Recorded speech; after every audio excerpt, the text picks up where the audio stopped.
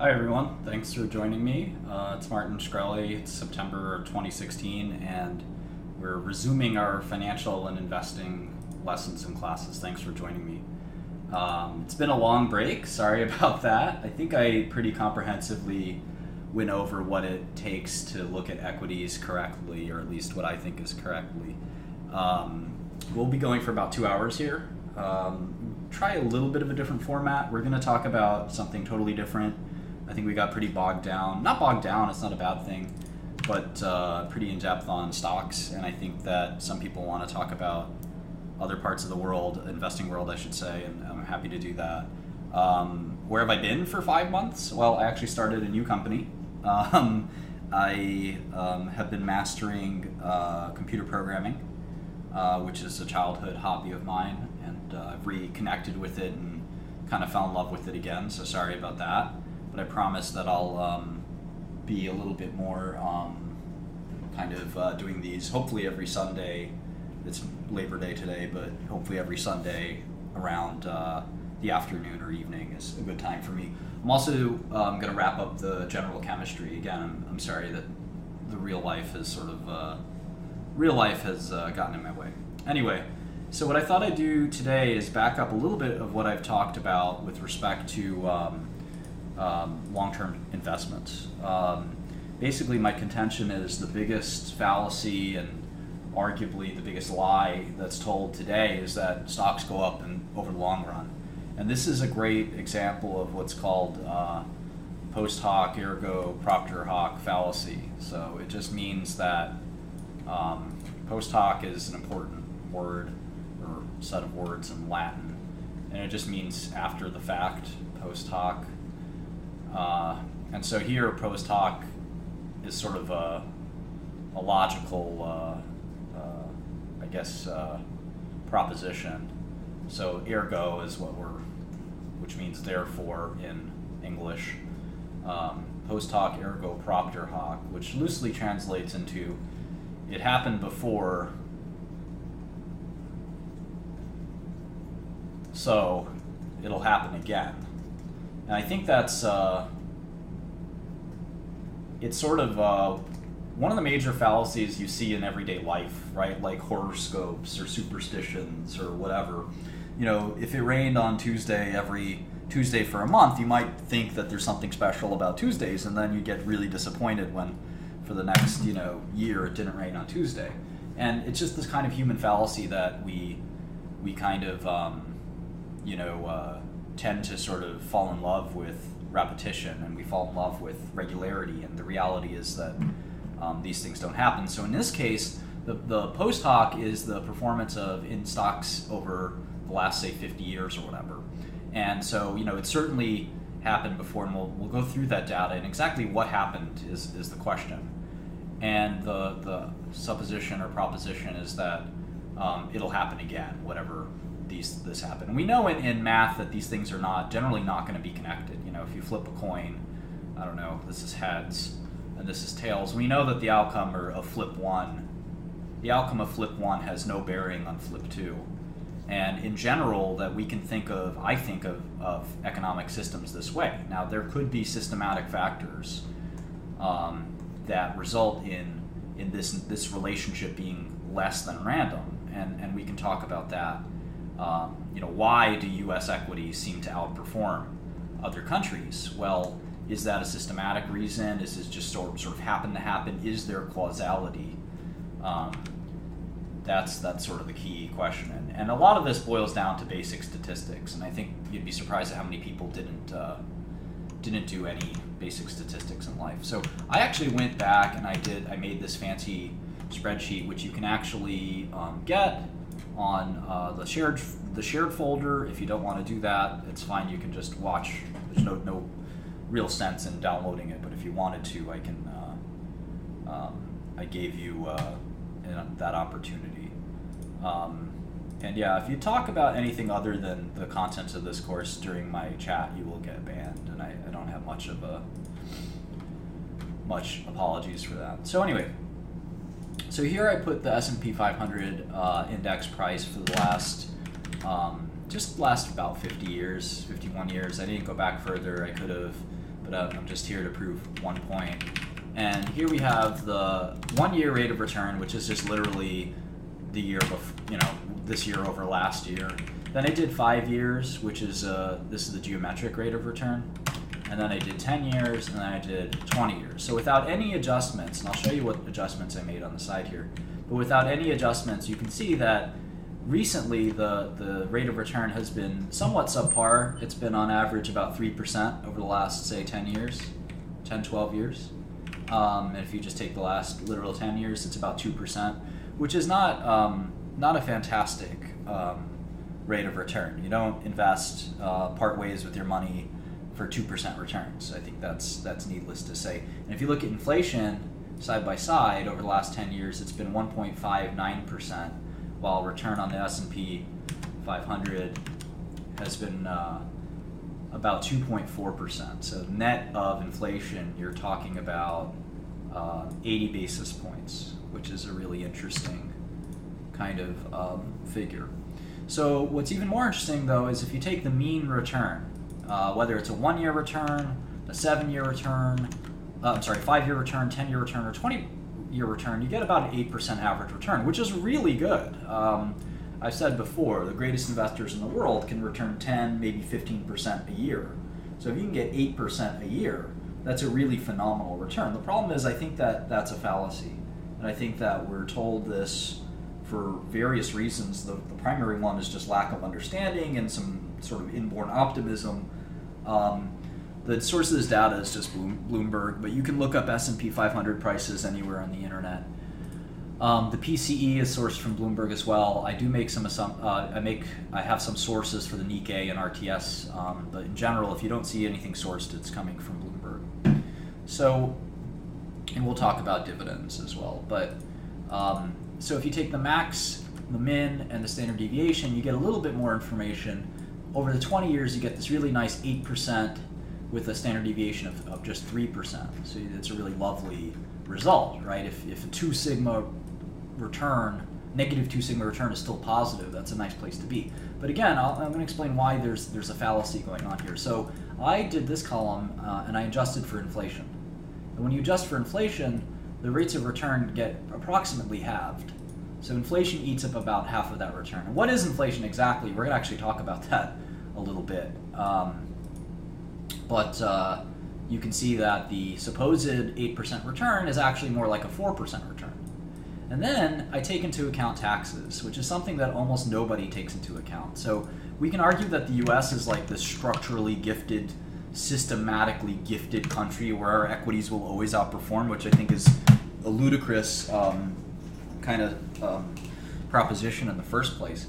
But if you assume that and you take the capital gains tax rate, so I'm taking the real tax rate, which is what I pay, long-term capital gains, so this isn't short-term capital gains, there's two different rates, and it's a 20% national or federal tax rate, and then it's something like an 8 to 10% state taxes.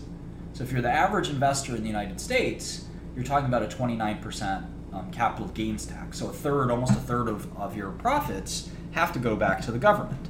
And I'm actually not adjusting this in ways that I should to penalize it further. I'm being pretty nice because remember, you're paying a third of your gains, but you're not getting anything back for your losses, which are a real possibility. So if you take that out, you're talking about, at least over the last 10 years, a negative real rate of return. And even over 20 years, only a 4% rate of return. And I think that would drop to sort of 2 or 3% if you looked at some other sort of more fair numbers. So you're really sort of in a position where I don't think you should assume that stocks go up over the long run, because first of all, it's sort of a pretty ridiculous hypothesis to begin with. Why should anything go up over the long run? Why should there be any free source of gains for you? I mean, it's a very naive perspective if you think about it. I mean, you have to be a little bit foolish to think that there's a big pot of money available for you that is not available or is widely and infinitely available for everybody. It just doesn't make any sense if you think about it. Furthermore, there's a lot of sort of other things here that we're not talking about that are a drag on this real rate of return, but I think I've sufficiently proven that you're getting somewhere between a negative rate of return and a small, very small positive rate of return if you're talking about the S&P 500. But again, we're really still dealing with a fundamental problem here, which is this is the best that we've got. The very best that we've got is a 4% return, but we still haven't dealt with the issue of selection bias. We're looking at U.S. public companies. Why are we looking at U.S. public companies? Why are we looking at Indian public companies or Chinese public companies or Russian or Japanese public companies? I'm going to do that in a second. But the whole point of selection bias is that we're looking at the very best and we're extrapolating backwards, which is a terrible, terrible mistake logically and statistically. For instance, if we said that, if we looked at Michael Jordan's, track record as a basketball player, and we assume that you can have that same track record as a basketball player, you really are, you would never do that. You would understand that that's foolish. Well, if you do that for the Nikkei or for the Russian stock exchange, you really get into a huge problem. So let's look at that for the Nikkei. And I didn't adjust these for inflation. And what's interesting about the Nikkei is you have these really long periods, for instance, the post-war periods. This goes back to 1949. So this is the rebuilding. This is the end of World War II.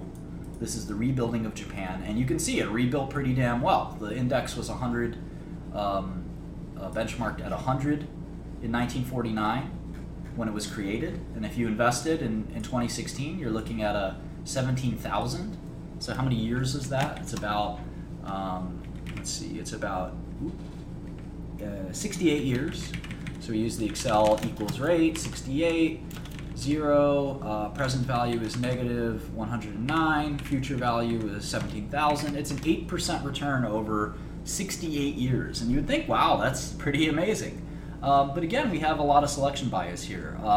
Is our hypothesis that we want to buy countries after they've been through World War II, Great World Wars? I mean, that is sort of the hypothesis here. This isn't a reasonable continuing hypothesis. And you can see that in the last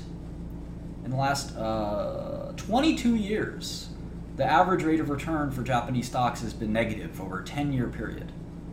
And why is Japan any different from the U.S.? Well, it isn't. We picked the U.S. because of selection bias, but if you pick any other country like Japan or Russia, you'd find that these are really problematic things to deal with. I haven't even adjusted for inflation or taxes here, and you're really dealing with gigantic issues. Here you have a 20-year negative expected rate of return for Japanese stocks. I mean, that's not including inflation. There is not much inflation in Japan, if any. It's sort of negative, but you still have to reconcile the fact that if you're an investor, you have opportunity cost. You should expect positive returns. So you're taking the risk of equities, mind you, which is riskier than debt. You're supposed to get paid more, and you're not making any money. So I think that this is all really interesting, but the big myth that you can just make money by putting some money into a box and expecting it to go up is really, really ridiculous. I had a chat with, or I looked at a chat that Chad Ochocinco, the football player, had. And he actually reminded me of my family, who never invested in anything. And actually did just fine doing that. By focusing on your savings and your earnings, you can actually do much better often than by being distracted trying to become an investor. So I think that if you watch the cynicism and skepticism of a football player, carefully denying all the investment opportunities in the world, and my parents who were immigrants with no education, I think that's actually more wise than trying to believe this lie that stocks go up over the long run. And I probably owe my parents an apology from a very long time ago when I insisted that they invest. So anyway, what I wanted to do is talk a little bit more about some of these dynamics and kind of discuss macroeconomics in general and how hedge funds and things like that operate them and operate funds in this area. And one of the things, so I in the Investing Basics PowerPoint, which is now a whopping 62 pages, I added some things in red. And so anything I added is in red, and I'll black that out, and then when I add again, I'll add it in red. So in any event, Bridgewater is a hedge fund that I think is of some interest. It's the world's largest hedge fund. It's $150 billion in assets. So if you think about them charging, say, 1% per year, that's $1 billion a year that they make just for operating their hedge fund. And if they charge 10 or 20% incentive fee, you can add that up. If they made, say, 10%, that's $15 billion. 20% of that is $3 billion. And they've done that for many years. So in any event, that's why Ray Dalio, their principal of the fund, the guy who started the fund in 1975, is one of the richest people in the world. But what's interesting about Bridgewater is they're very different from any other hedge fund. They don't trade stocks. They might trade a little bit just by accident, but in general, they're not trading stocks. And we'll talk about what it means to be a macro hedge fund. But when I started in hedge funds, I would have found a fund like Bridgewater very confusing. I would have said, well, why? How can they not be trading stocks? What is there other than stocks? And I think that that's one of the things that we're going to focus on in this chat. So one of the things that makes Bridgewater a little bit different from everyone else is something a lot about their operating philosophy. Whether or not this has actually impacted their investing results, I'm not so sure. I think a lot of people aren't so sure, but they definitely have an interesting operating philosophy, and they call it radical transparency. And so basically, this concept of radical transparency is one where at Bridgewater's offices, everything is taped. Everything is every discussion is people call it a cult sometimes.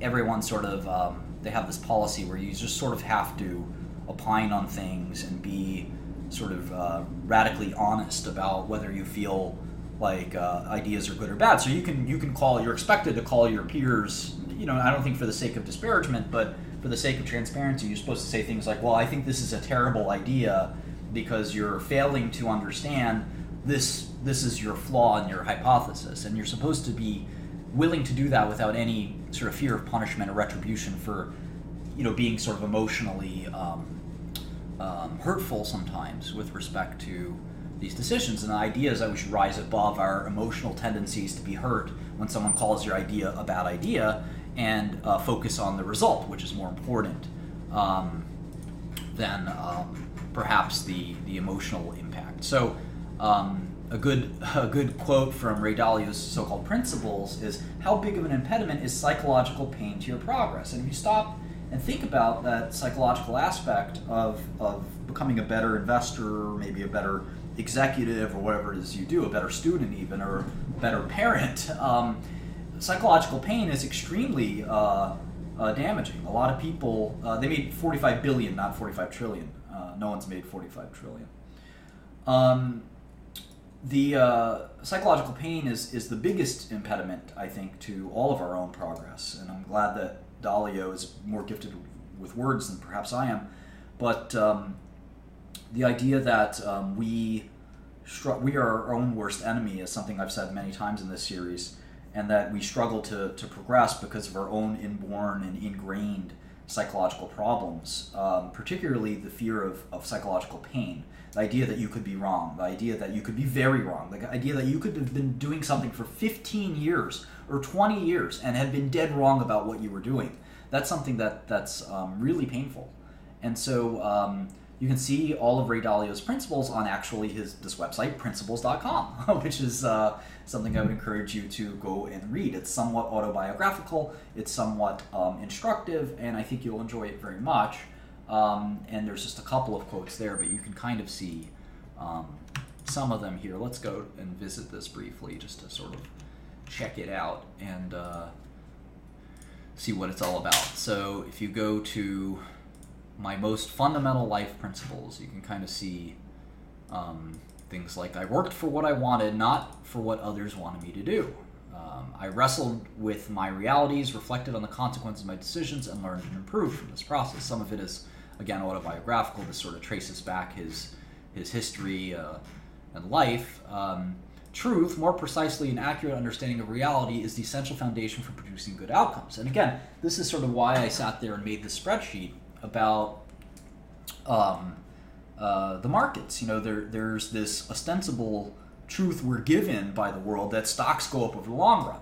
And we've built all these massive structures like mutual funds and 401ks around this so-called truth, but the reality is it's not true, which is really enormous. And even if it is true to a very small extent, like say the markets generate 3 or 5% returns, and if you want to twist the numbers and torture them to the way back in the beginning of the founding of this country, again, you're just torturing your bias even further to prove a point.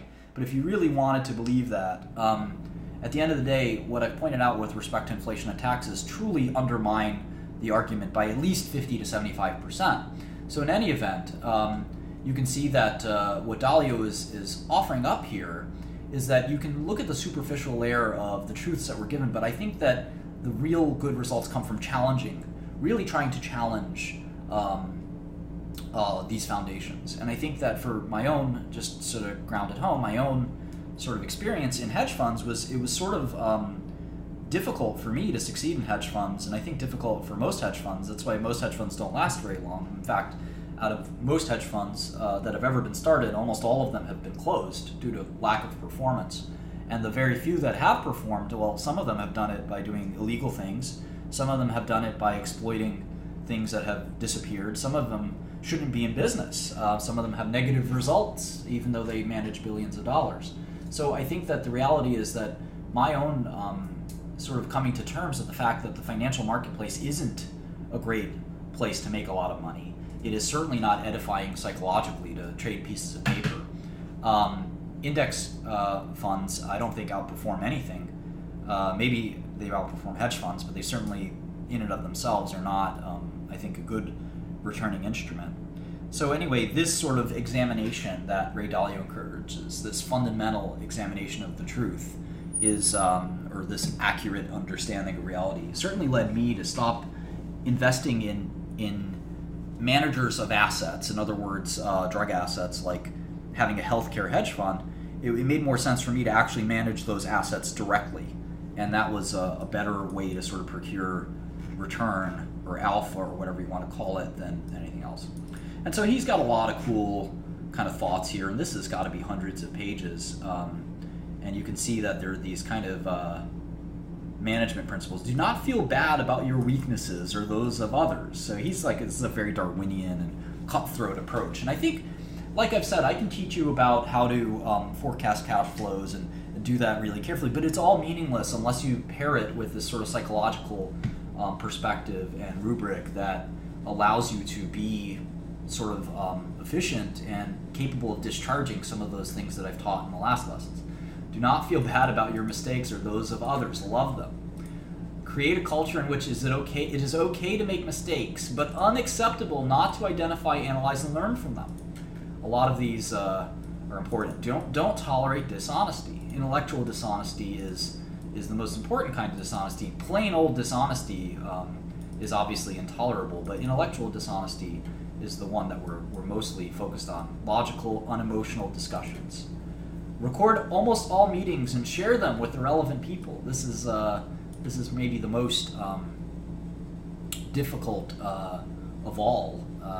This idea that they record these meetings and make you watch them over again. I think there's a lot of people that have trouble with this. One, there's some practicality aspect to it, but the second is, I actually think that the time drain from doing that is less productive than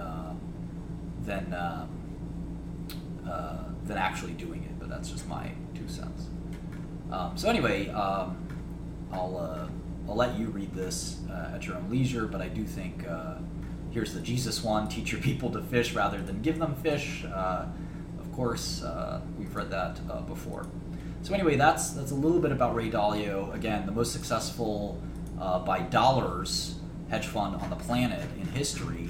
Ray Dalio's hedge fund Bridgewater has made more money, actual dollars, $45 billion for its investors. That's more than any hedge fund in history.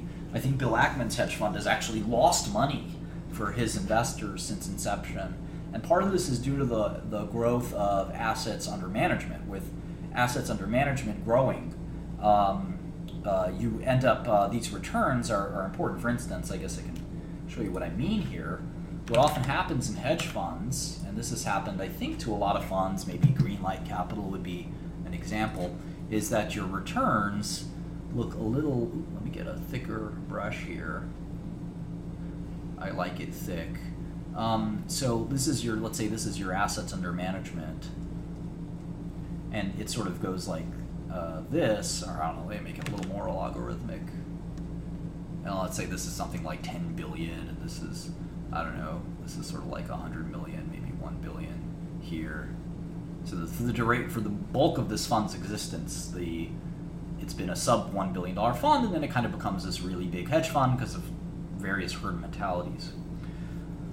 Let me just take my time to block some people here. All right. So let's say this is return, annual return, and let's say this is, say, 30%, some good, really good return. This is 10%, this is 0%. This is actually negative, a negative return. What often happens here is you'll have this like really good return until the fund hits this critical AUM. So even a couple of years in this territory, say down 10%, would produce an actual down $1 billion for investor years. While these 30% years in the $100 to $1 billion range, that's only, say, $300 million. So it can, one bad year at 10 billion can wipe out your entire track record of returns. You can see how that works. And they say 2 bad years, and you really have done your investors a huge disservice. And a lot of hedge funds have that sort of happened to them. But Bridgewater has thankfully evaded that. So what is a macro style hedge fund? We're going to talk all about what do they do. If they're not trading stocks, what the heck are they trading? And one of the things that they go through is something called risk parity. And this is sort of a strategy that they, I wouldn't say pioneered, but they definitely pioneered it in some ways. They didn't invent it, but I think they put it into practice more than others. So this is a paper written not by Bridgewater actually, but by AQR. AQR is a quantitative hedge fund. It's a little bit different from Bridgewater, but they do have some similarities. And this is a 12-page paper that I suggest you print out and read. It's 11 pages if you exclude that, and maybe 10 pages or 9 pages if you exclude, maybe even 8 pages if you exclude all the disclaimers and whatnot. But you can see that there is a discussion about risk parity. It's basically an asset allocation concept. One of the concepts of risk parity, as you can see, is sort of embodied in this concept here, which is just basically at what point do we have our portfolio, here's expected return and risk, at what point do we have our portfolio 100% in these really safe securities? Here's the safest security of all, Treasury inflation protected securities. So TIPS are bonds issued by a sovereign entity, in this case the Treasury Department, our United States government, least risky security because what they are is they're bonds without the inflation return. So you're really talking about yields that are very, very, very, very small, sub 1% usually. And then you've got normal bonds, and these can be any kinds of bonds, right? They don't have to be treasuries, they can be corporate bonds. And here's a mixed portfolio where you have 60% stocks, 40% bonds, and here's like a really risky portfolio of 100% stocks, and he's even riskier, 100% emerging markets equity. So the question is, what kind of return do we expect? So one of the ways that people employ risk parity, which I really don't endorse, but it's sort of something that's worked. It's this rebalancing concept. So let's say you open your fund up and it's year 1, and assume all else is equal, and equities have recently dropped 10%. And we're sort of just do equity performance, bond performance, and then we're gonna do equity exposure and bond exposure. So obviously in year 0 your hedge fund wasn't around, and let's say the ideal mix is going to be 60-40.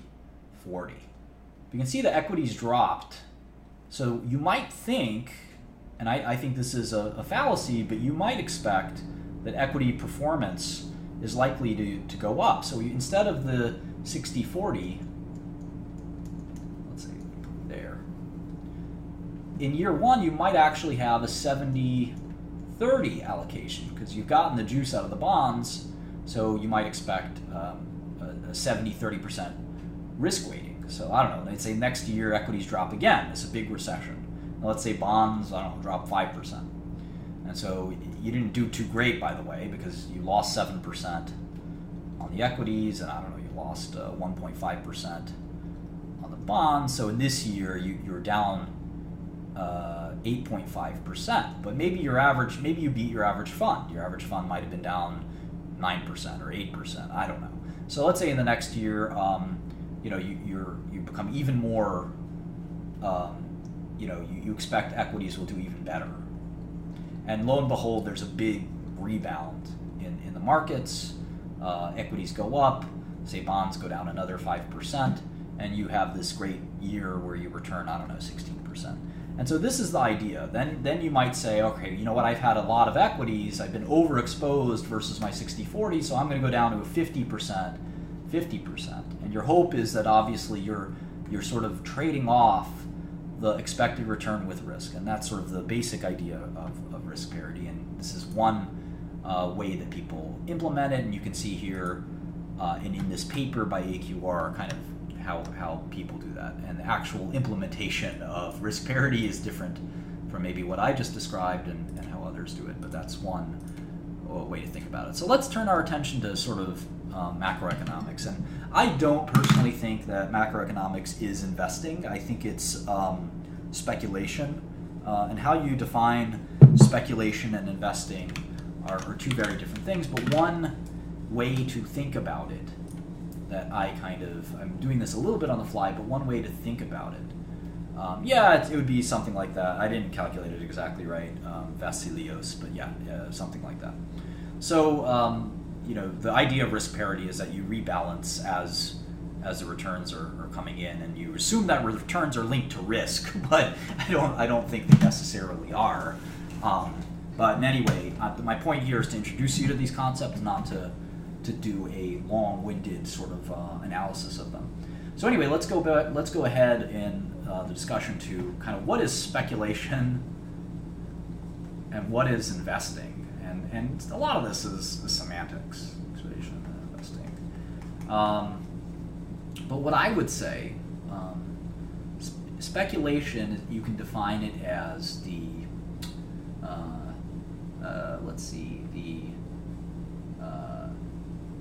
attempt to profit on a security, let's say on the price change of a security or of an instrument, let's just be very vague here, of an instrument which has no discernible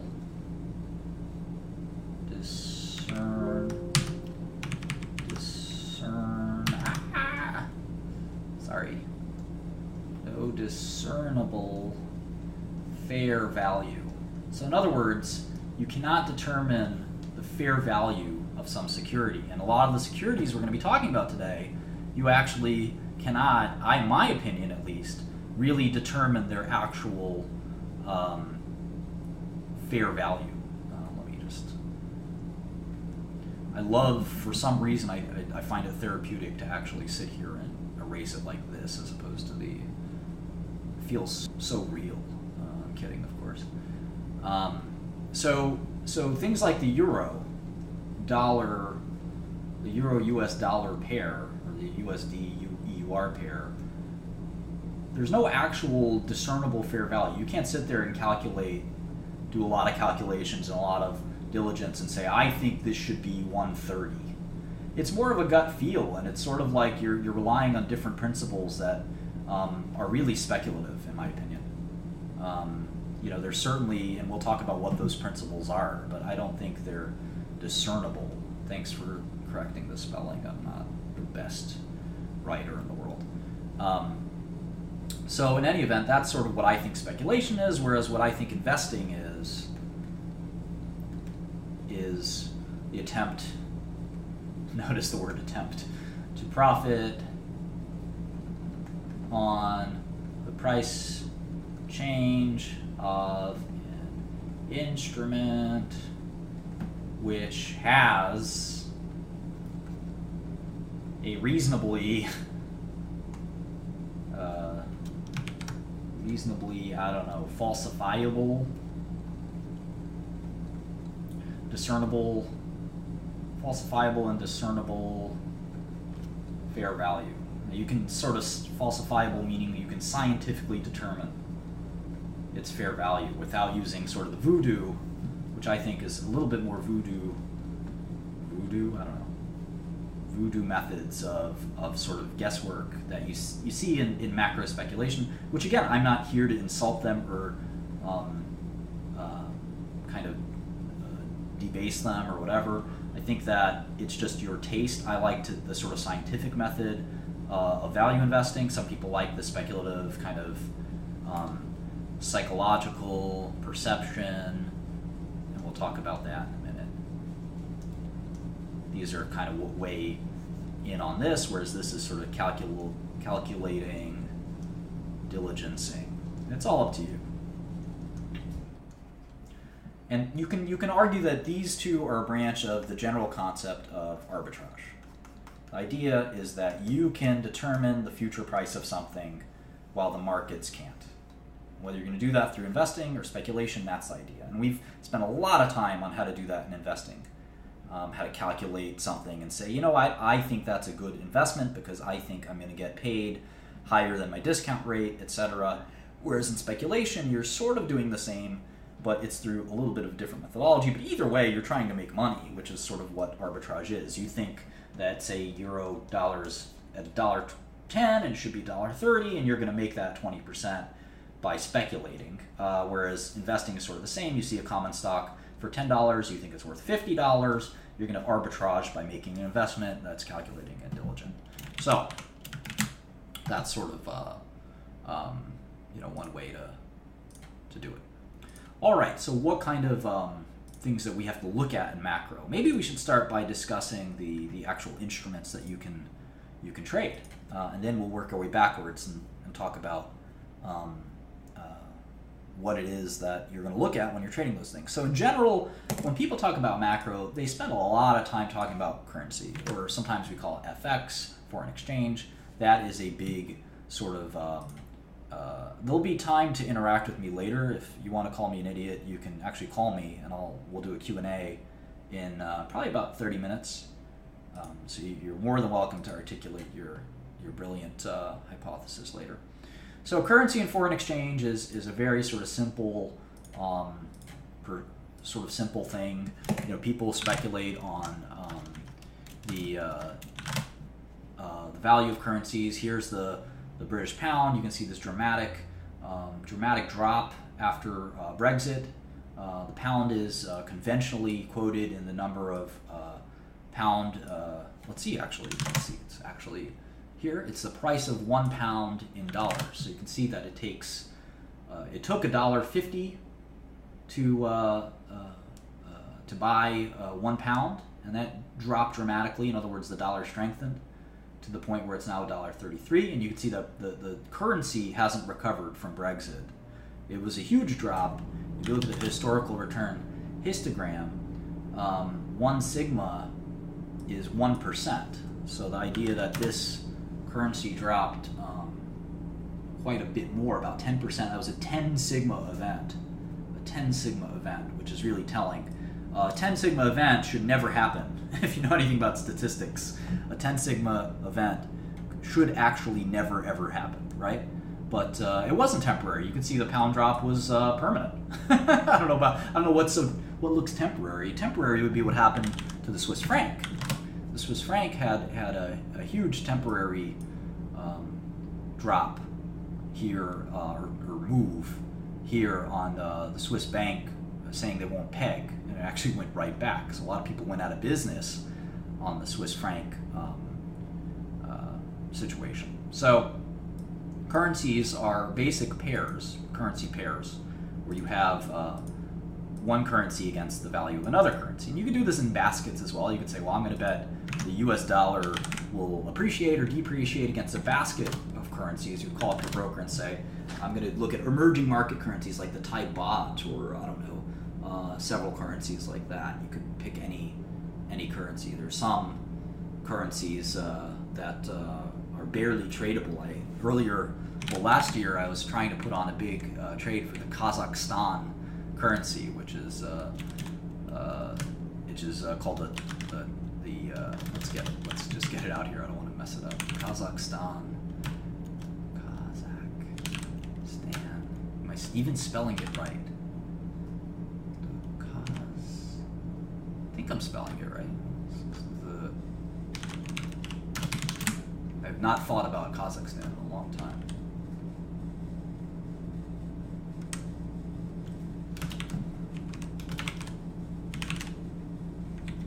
Kazakhstan, there we go. The tenge. I thought it was going to be the tenge. It's the tenge. And this is a currency that doesn't trade easily, but we were trying to capture this move. Basically, this is a weakening. Kazakhstan's a huge country. You can see the price of $1 in Kazakhstan. So in the Kazakhstan tenge, we expected this to blow out, but there's no way to actually trade this. So we were hoping that we could. This is why one of my traders named Lewis.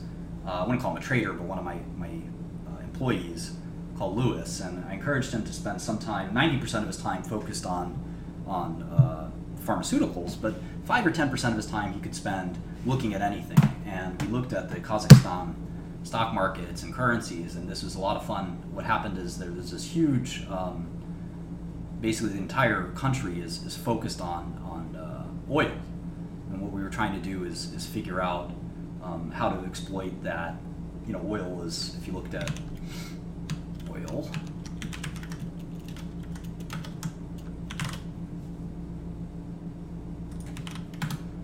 oil prices have been dropping for many, many years. I think this is superimposable. And this country has its entire economy based on this commodity. And eventually, this peg would get blown apart, and you could actually double your money unlevered, right? So you can make 10, 20, 50, 100 times your money on this trade. And that sure beats trying to figure out if Pfizer is worth $20 or $30, making 100 times your money. But the problem is this volatility. I don't know that you could have gotten this leverage. Now, pre this trade, you could see it wasn't very volatile. But with each peg move, you could see that maybe it was a little volatile. But here, you can see that with this scope, you could sort of see, sorry, I'm not doing this very well, but you could sort of see that, it's a little fritzy here. You can see that the axes were just very, very unimportant. But then you could see that if you change the axes, these moves are, you just change the date scope, these moves are enormous. This will probably blow out to $500, but there's no real good way to trade it. So we actually thought about ways to trade it on the black market or some other crazy way, actually start an import-export company and hold some kind of carry trade. So there's a lot of ways to exploit these things, but I think it's more interesting to spend time doing that than actually trying to figure out the price of some common stocks that are widely traded, like an Apple or something like that.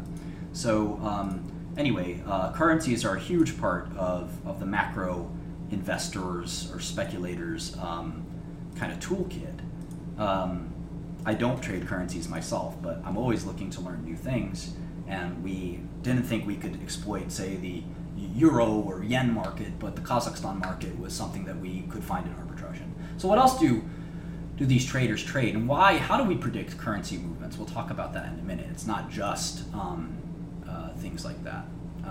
This is a really weird currency. This is not a currency anyone trades. So how do we look at currencies that people actually trade? We'll do that in a minute.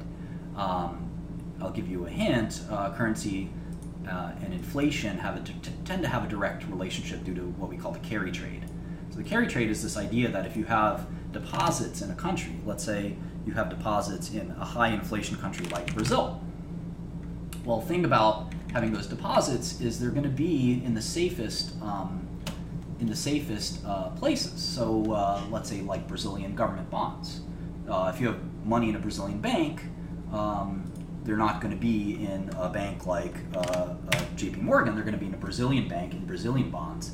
And here you can see that these Brazilian bonds are yielding 2.7%, which is a very healthy yield. A similar bond in the United States yields quite a bit less. And if you went to some other area, let's say like Russia, some Russian bonds, you're talking about really big yields. I don't know. Let's pick some interesting maturity. Say 2022. This is just not too far away. So 3% comparatively against a Treasury bond is quite a bit higher yield. If we look at let's see, what is that? 6 years from now, right? So if we pick a Treasury that's 6 years from now, you're talking about a 1% versus a 3% in Russia. So rubles are a carry trade. If you have rubles, you might get the benefit of that inflation. And what's interesting, if we pick a time where the U.S. had high inflation, and it did, and we pick a currency that existed, the euro did not exist when this happened. But if we go back to the 70s, not 2070, Bloomberg, but 1970, you can actually see this is the exchange rate of the dollar and the pound. You can see this weakening and this tremendous strengthening, unheard of in decades, where the United States, and let's go pick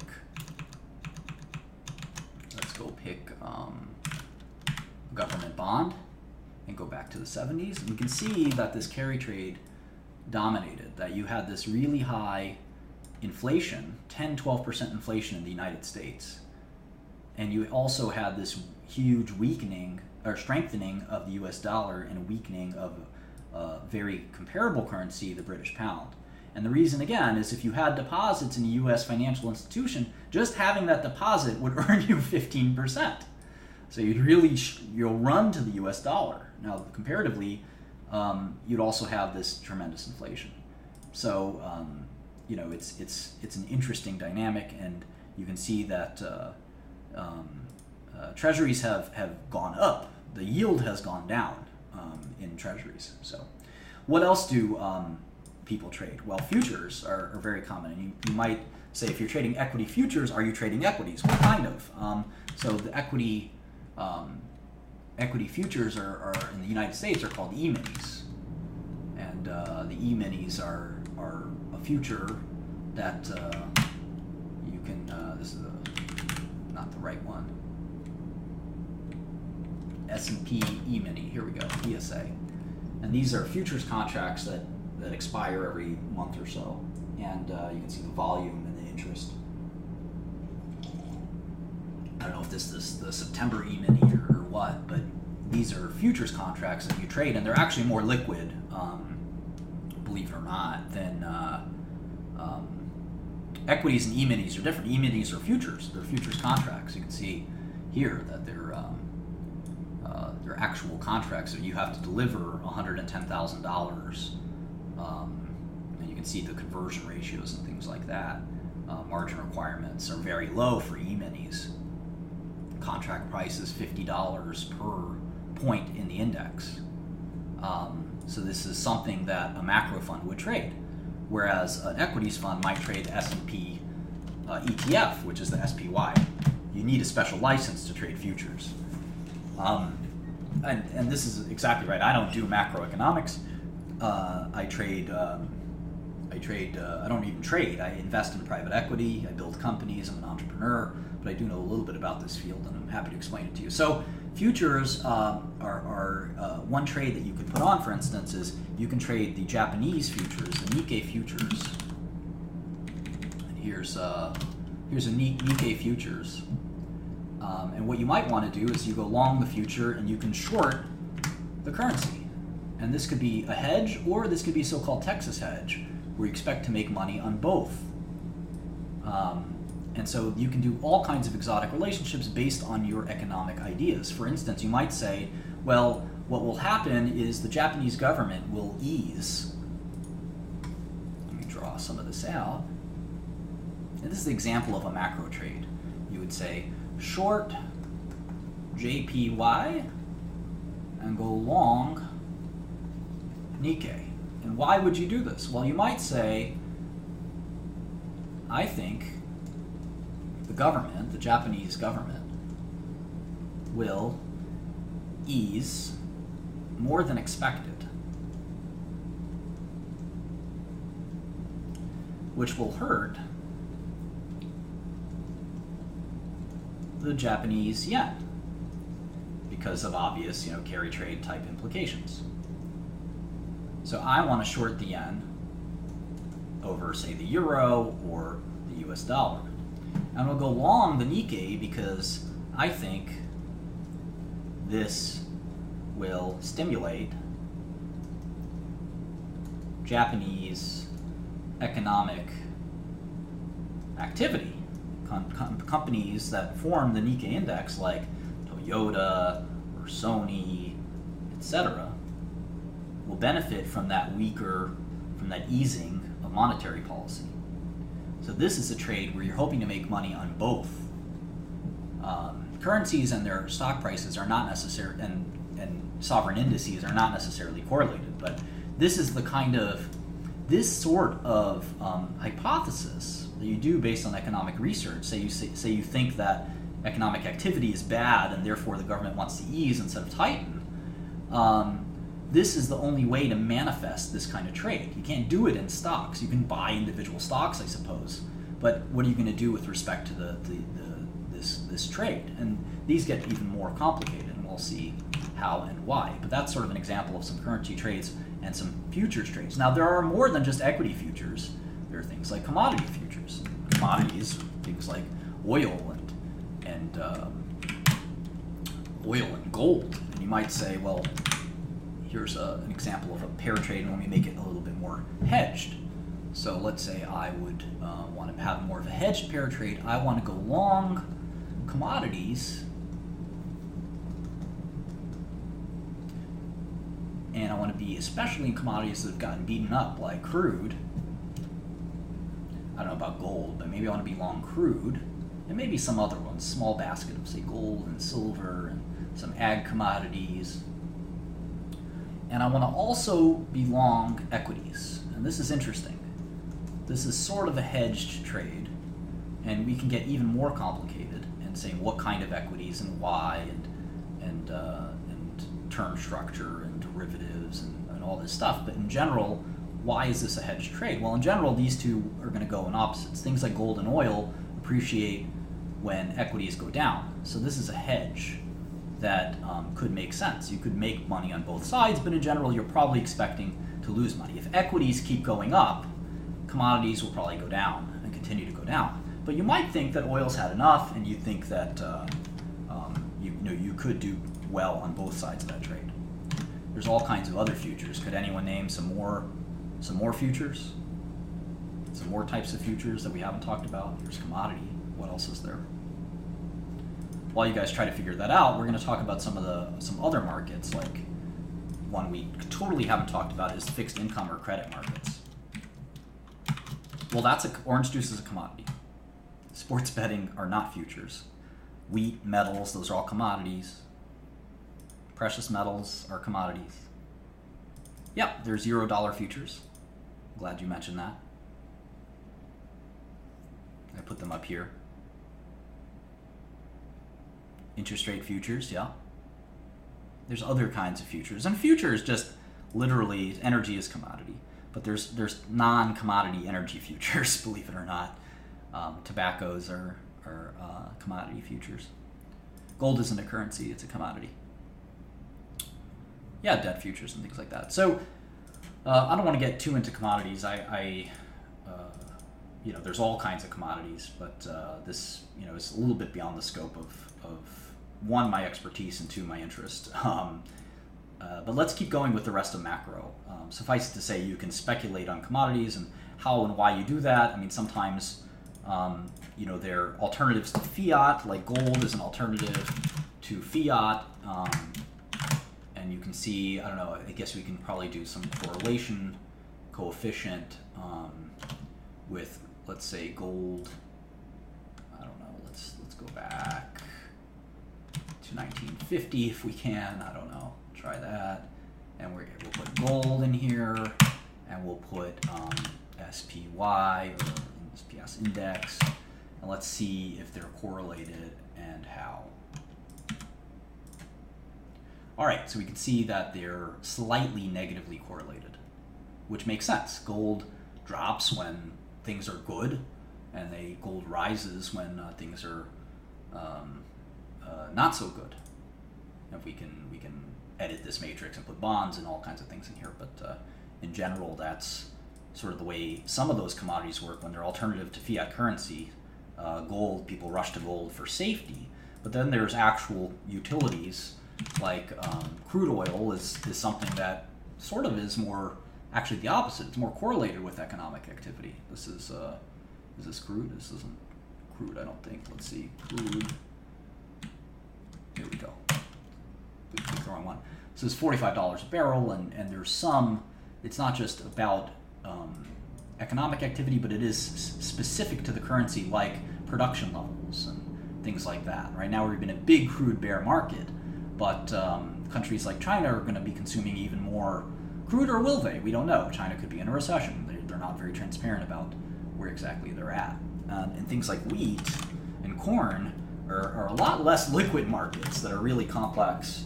And you can see the huge drops in commodity prices for agricultural commodities like wheat and coffee and corn, and you can sort of think those through if you like, but they're sort of there's weather futures. There we go. Thanks for adding that one. There's weather futures and catastrophic bonds, all kinds of interesting different things to trade. But let's move on from futures and currency to some really interesting things, which is basically the entire sort of credit and debt markets. And those are really complicated. You can go to something as simple as a trade like, this is maybe the most popular trade in the world, and it's a bigger market than the stock market, which is the U.S. Treasury market.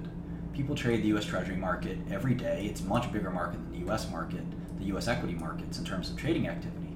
Debt markets are enormous. And you can see here that the yield, which is inverse to the price, jumps around quite a bit. And in general, it's been dropping pretty dramatically. And we saw this chart earlier, but you can see that U.S. government bonds have gone up quite a bit. Part of the reason is not just the U.S. dominance in the world, but also the lack of inflation or deflation. We see a similar trend with the Japanese government bonds, or the so-called JGBs. When we look up JGBs, there's no good way to do this. They're generic JGB. I thought there was. Look at this. Yeah, you can see the JGB yields are also similarly low, and this is just part of deflation. Does tech cause deflation? What is it? Monetary policy? Is it economic growth? What exactly is happening? We're not so sure. A lot of theories on it. I think it's more to do with technology personally than anything else. But that's the Japanese government bond long-term yield. So whether or not these things are good or bad is up to you. As a trader, you're just simply trying to take advantage of it. Now, these are the 10-year bonds. Now, I mentioned that there are 2-year bonds and 10-year bonds and 30-year bonds, and the difference between these is called the yield curve. And you can actually look at these yield curves. You can do it by hand, you can do it with programs like this, and you can actually, forget dollar swaps, let's actually just look at government bonds. Let's pick the US, and let's look at treasuries. So here's the treasury curve, I-25, and let's actually look at it on a separate date. And look at that. A year ago, you could see that this, in the white here, this is really interesting. In the white, you have the year ago treasury curve, and in the orange, you have this year's treasury curve. And you can simply bet on whether or not this curve will flatten or steepen. And you can see that the flattener trade was better. The 10-year yield has dropped, and the 2-year yield has gone up a little bit, and the 1-year yield has gone up a little bit. You can make a $1 billion bet, or a $10 billion bet, or a $50 billion bet on flattening and steepening. And your counterparty would be probably someone like Goldman Sachs, who would set the trade up for you. But if you steepened and you had a flattener on, you would lose money. And if you flattened while you had your flattener on, you would make money. And this is so-called tens versus twos, where you can make it, by the way, any number you want. Goldman Sachs is happy to structure your trade and make a commission, or you can use Morgan Stanley or UBS or anyone you want. But the whole idea is that people trade these curves, based on things like inflation and so forth. Bonds in the short end of the curve, you can imagine, have no default risk, whereas bonds at the end of the curve, say 30 years, well, gee, I don't know if Hillary Clinton becomes president, and then, I don't know, Bernie Sanders becomes president after, and he's 95 years old, and he makes us a socialist country. Well, those 30-year bonds could be pretty risky, whereas even if Hillary Clinton becomes president, 1 year from now, I don't know that, or Donald Trump for that matter, 1 year from now, I don't know that you could do enough damage to the country. So those are really just basically a proxy for inflation, whereas the 30-year bonds become more of a proxy for default risk. So how those things move, again, you can see that they've flattened quite a bit. That means that the yield's gone down, so the price has gone up. If I were a trader today, I would put on a steepener trade, where I think the government disarray, you can see by our presidential candidates and our budget and things like that, the inflation's not going to change in the near term, but in the long run, I would imagine bonds will blow out. Now, a lot of people have lost a lot of money doing this trade. In fact, let's take a look at 5 years ago. Let's take a look at 5 years ago. Let's see what that looks like. Yeah, there you go. It's even more steep. So all it's done is flatten, to the point where we're at this orange line, and it's really flat. I mean, it should cost you much more to borrow money 30-year obligation versus a 5-year obligation. But that difference, that spread, has flattened. And the reason is, paradoxically, I mean, we're assuming that there is no default risk in the U.S., and I think that will change. And again, there's a lot more to this. I'm not an expert in this stuff. I'm not pretending I am, but I'm just merely kind of showing you what a macro hedge fund does. Now, there's things like LIBOR and swaps that trade on LIBOR, floating rate versus fixed rate swaps. I actually pasted this thing from ICAP, which you can actually look at, and then also this academic study. And again, if you're having trouble finding this, there's a link in the description box, and I'll post it again. So there's all kinds of things you could do with respect to the yield curve, or you can make direct interest rate bets. Again, the LIBOR and the Eurodollar are floating and fixed rates that you can trade around. There's options on these swaps. These are all generally called swaps. And the debt markets are fascinating. The other part of the debt markets include things like CDS. You probably know CDS as debt insurance. So let's pick U.S. government CDS to look at. Well, the U.S. CDS is very, very low priced. It costs 26 basis points to protect an entire portfolio of U.S. government bonds. There's almost no risk of default. Now, if the presidential election goes in Trump's favor, I would bet these will bounce up quite a bit. But if you take a look at Brazilian CDS, Brazil is in a country that's in terrible straits right now. They keep firing their president and so forth. And for a while, there was some fear that Brazil could go bankrupt. And you can see that the CDS jumped up to 500 points. Now it's down to 256, but that's sort of like a 2% chance of default, which is really kind of interesting. Now, if you look at Greece CDS, they basically already defaulted, right? But it's 10 percentage points. So you have to give up 10% to insure your bonds there. Now, there's also CDS on companies. So you could look at like Amgen CDS. Amgen is very unlikely to default. You can see it's actually less likely to default than a company, mind you. And a company can do anything wrong. In fact, default just means you miss one interest payment. Amgen could have a drug that kills somebody or something like that. They could raise prices like buffoons. Who knows what they might do. But regardless, the cost of insuring Amgen bonds is extremely low. And you can have some fun with this if you actually look at the yield on Amgen bonds. There's no free lunch. So take a look at Amgen bonds.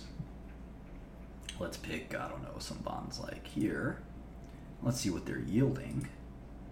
You can see that they're yielding 2%. So if you insured these bonds, they'd be yielding 1.5%. You can see they're 70 bips above treasuries. So maybe you can have, in a perfect world, 20 basis points of so-called free money. The problem is they're not that liquid, and as you tried to put these trades on, your arbitrage would vanish. But there are sometimes, in real big panics, you can actually lock in some of these arbitrages, believe it or not. CDS are notoriously not transparent. Those are CDS rates. All right, so there's all kinds of alphabet soup here, like CDO-CLO, which are collateralized debt and loan obligations. There's mortgage-backed securities, asset-backed securities. There's catastrophe bonds.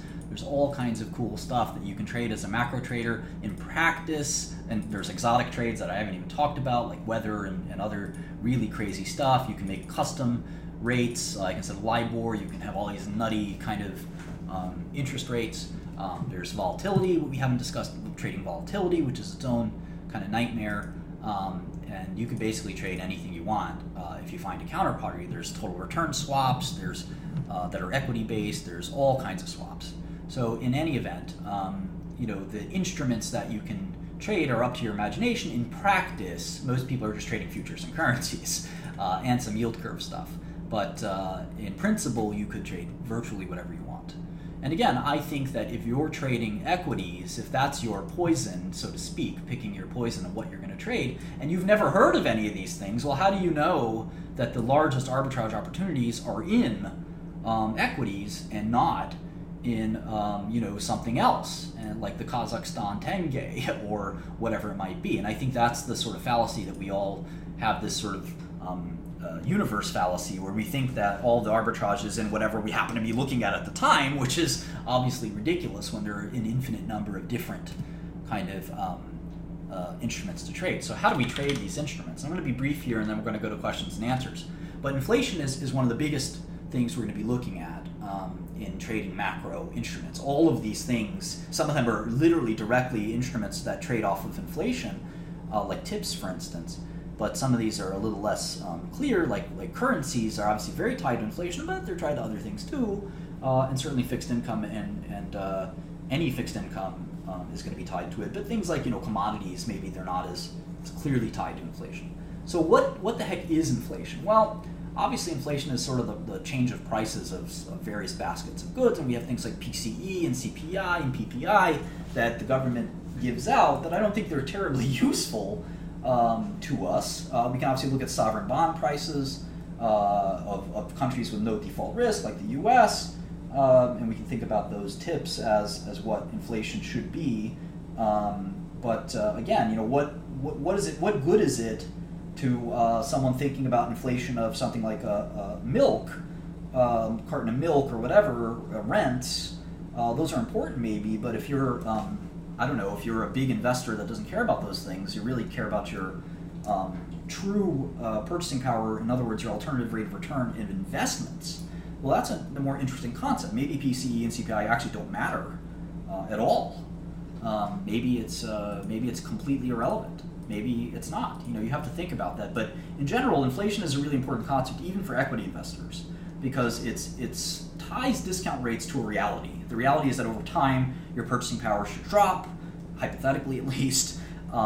Again, whether that's practically true is a totally different question. You buying depends on what's inflating and at what rate, right? Buying a carton of milk, and we can see now that food markets are very different from what we thought they might be, and that they permanently inflate. Without government subsidies, it looks like food markets are actually dropping, which is remarkable. The price of a carton of eggs has dropped dramatically over the years. Look at even something as silly, I hate to say it, as something like a illegal drug. The prices of marijuana and cocaine have dropped dramatically. So where is there inflation? I just showed you that equity prices, which is, you might not think of it as inflation, but one of my mentors, a guy named Ed, actually who's very, very good at hypothesizing things, maybe not as good as actually executing on them, but he said, well, equities and bonds are the biggest goods there are, and they have their own inflation, right? So we have to think about these things really carefully, and they're very, very psychological, and you just have to sort of think about them. No, the price of wheat has dropped about 95% over the last several decades. It's really remarkable. But again, I leave it to you to do that research. I don't do that research. So yeah, asset classes and their long-term prices, you can sort of go study that, look at it for gold, for instance. But things like water prices have gone up. So different markets have different pricing, and it's hard to look at basket prices and really think of them as relevant. All right, so what about things like GDP? Well, these are important. You can argue that GDP is a measure of inflation, depending on how you look at it.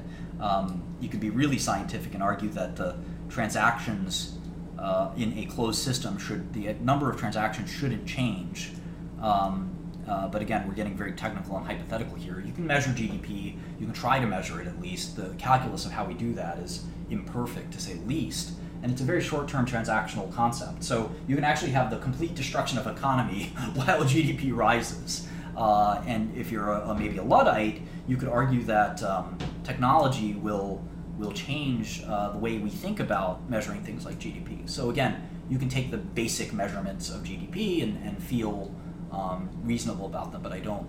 I personally don't. Again, a per capita adjustment is extremely important. Different revisions are extremely important. There's other economic data that we gotta look at. Take a look at housing starts, Michigan Survey, Philly Fed, ISM, durable goods. All these things are important. Employment is one of the best ways to measure economic activity, and again, all things like currencies and debt and things like that will change based on employment. If there's a little bit of lag, I wouldn't worry about it. I'll be uploading this later with no lag. All right, so employment is a good indicator of economic health. It's a labor market, but again, there's changes to that given technology. So none of this is monolithic. We have to be intelligent when we think about them. It's the same way we have to be intelligent when someone tells us stocks go up in the long run. Well, I'm not going to take your word for it, Mr. Bogle. Vanguard, for instance, believes this. Instead, I'm going to do my own homework. And the same thing applies in employment. We have to think about, well, is a huge unemployment in the face of increasing efficiency coming from technology? What does that trade-off look like? And we have to think about that really carefully. And I suggest reading the primary research from Bureau of Labor Statistics and things like that. Credit. I'm not going to go through this in great detail, but Federal Reserve controls the money supply, but that's sort of the main bank. There are shadow banks and things like that kind of play a part of this. Money supply is controlled by all kinds of parties you wouldn't normally think of, but in general, the Federal Reserve tries to control money supply with things like QE, TARP, the federal funds rate, and so forth. You can think about money supply in many different ways. There are the M measurements and so forth. And then finally, you can just look at yields for a view of the health of credit markets. And sometimes yields are not exactly the same as credit activity, right? You can have high yields, but if there's no credit activity, it's so-called frozen credit markets. So we have to think carefully about that. All right, there's some macro hedge funds. Why would you invest? Why would you be a macro hedge fund? Well, one big advantage is liquidity. There's a lot of liquidity in these markets. You can trade $1 billion or $10 billion of a currency and nobody will care. Whereas if you try to trade $1 billion of an equity, people will go crazy and then report about it. But if you buy $1 billion of yen, no one will even blink an eyelid. There's a lot of people who are talented, so if you have a good natural gift for trading, this is a great place to embody that gift. Most people don't have that natural gift, but if you do, there are some people who are truly talented, like Soros or so forth, Druckenmiller, that are just get it, and they somehow have unlocked in their mind all of these relationships. But in general, I tend to not believe that those people exist in at least in more than just a handful of them. The disadvantages are that everyone has the same ideas in these markets. Everyone's in the same trade, so to speak, because there's only so many instruments to trade. So who are some of these hedge funds? Bridgewater, Soros, Moore, Caxton, Tudor, etc. Some of these people are so good at it that it gets beyond a educated guess. There's p-values that suggest that it's impossible to have the trading record of some of these traders. Now, having said that, arguably with enough attempts, you would have someone who's an outlier, but in general, that's not possible. There are individuals, by the way. There's some people like Joe Lewis, who I encourage you to look up if you're interested. So sometimes you make so much money that it can just be your own money, so to speak. But those are, that's sort of my spiel on macro. That was about 70 minutes. I hope it was helpful. Again, the goal was I'm probably not going to go back to these topics frequently. The goal is to get back in the swing of doing these lessons. I added Principles as an autobiography. I added Trading to Win, which is a book we haven't discussed. It's about psychology and trading, which is very important, by Kiev, who is one of the greatest writers. He's passed away, but one of the greatest writers ever on this subject. So anyway, I hope some of this was useful. Again, we didn't get into the nitty-gritty and application of investing, which I've done in many, many videos with respect to equities. A lot of this is more about opening your mind up to different ideas. And just knowing that these things exist can sometimes be really helpful. So I'm happy to take questions. You can call me on my cell phone. I think Drake, to bite off Drake for a second, on 646 217-2783. I prefer if you keep the questions to this subject, but if you have to ask me about something else, I'm happy to answer it. Please don't call over and over and over and over again. I think that's kind of disrespectful. Try not to do that. But you're welcome to.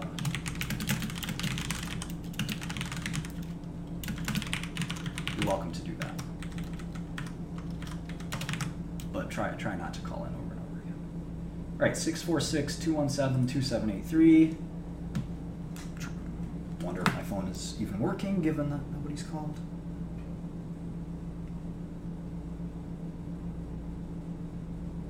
Here we go. Hello? Hey, what do you think of top-down analysis? Well, that's what macro is, really. It's, hold on one second. I'm just setting up my Periscope. Top-down is the colloquial way of saying macro, right? Because you're ultimately thinking about bigger issues than individual situations of stock. Having said that, what you might be also discussing is the approach to investing in equities with top-down analysis. So the idea there is, instead of analyzing, say, the balance sheet and income statement and conference calls of the Gap and Walmart, you basically are just saying, look, I think e-tailing is going to put retailing out of business, and I'm going to short all Best Buy, Walmart, Target, etc. And I'm not even going to look. I'm not even going to look at those companies individually. I'm just focused on a thematic, so-called top-down hypothesis. And it's a very valid way to invest. I don't particularly like it myself, but it's perfectly reasonable. Okay, thank you. My pleasure. Martin Shkreli. Yo, Mark. Hello? Yo, hello? Hello? Yo, hello? Yeah. Yo, what's up, man? Hey, like, you plan on, like, making, like, a new pill? Or anything, or what? Listen to me, child. I am not the one. I am not the one to waste his time. You understand me? Man, you sound like a bitch. Do not Like, waste. simple question. Do not waste my time. I will find you. You want me to find you right now? Fuck you. You want me Like, to? simple question, asshole. You want me to find you right now? I will. I mean, Martin Shkreli. What up, sucker? Hello? What up, man? What you up to? I'm taking questions on investing. Do you have a question? You're taking questions on what? Investing, David. Investing. Oh, okay. Hey, you remember my name. Straight. I'm looking up your name. What do you want? Wait, how do you know my name? Because I use caller ID. Okay, wait, it has my name in it? Yeah. Do you have a question about investing? No, man, I just want to tell you it's great. Okay, I'm taking questions on investing. So maybe you should hang up. Well, actually, no, I do have questions. Martin Shkreli. Hey, Omar, do you use the MACD? And do you use the regular parameters? No, I don't look at any so-called technical analysis, stochastic measurements. I think they're not useful. Do you think that technical analysis is dead? Yep.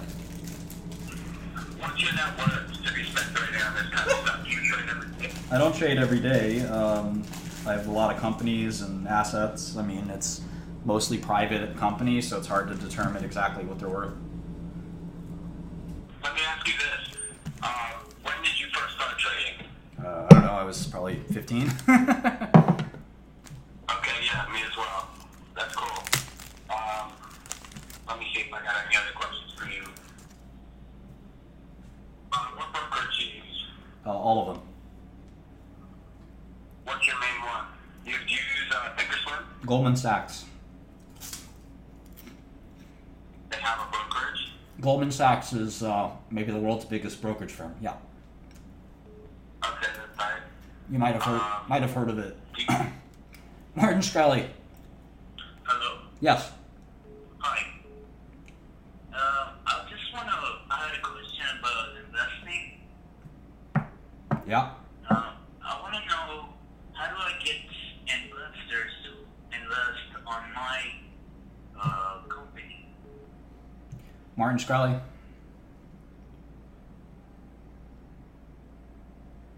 Hello? Martin Shkreli.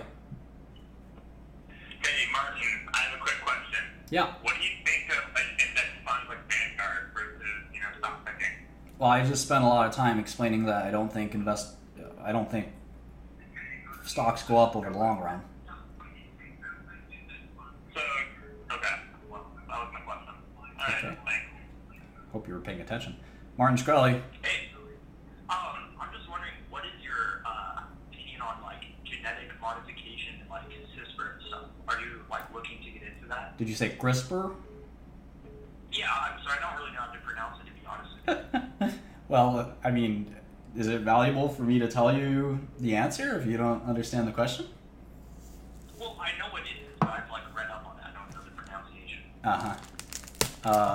Yeah, I mean, look, making a drug out of changing the genes in human cells has been a goal for a very, very long time. It's just not feasible, even with CRISPR, in my opinion.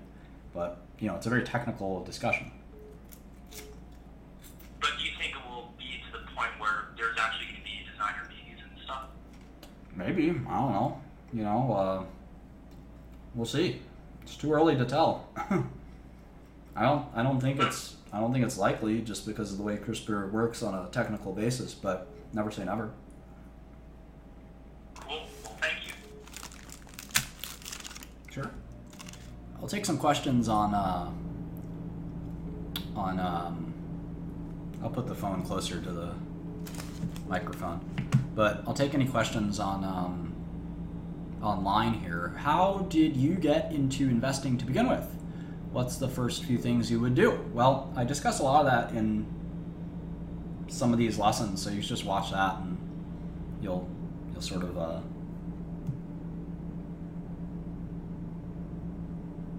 you might benefit from that.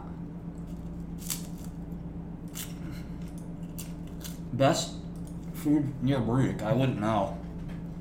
Easiest way to get a Bloomberg is to pay for it.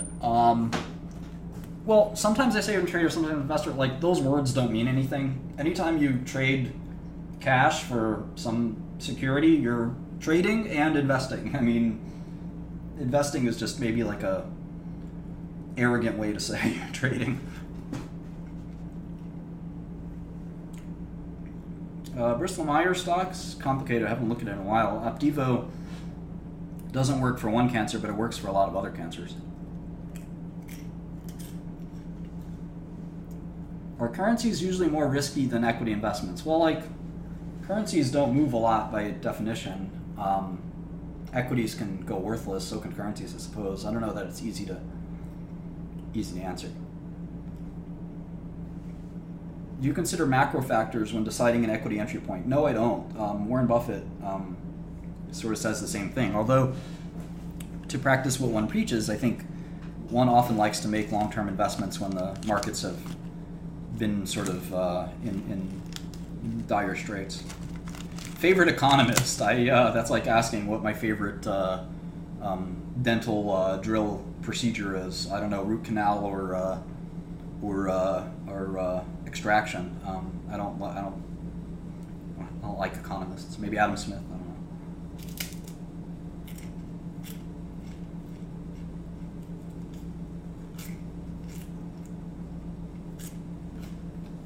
I didn't say that real estate and land ownership is bad. I just don't understand it, and I don't know that I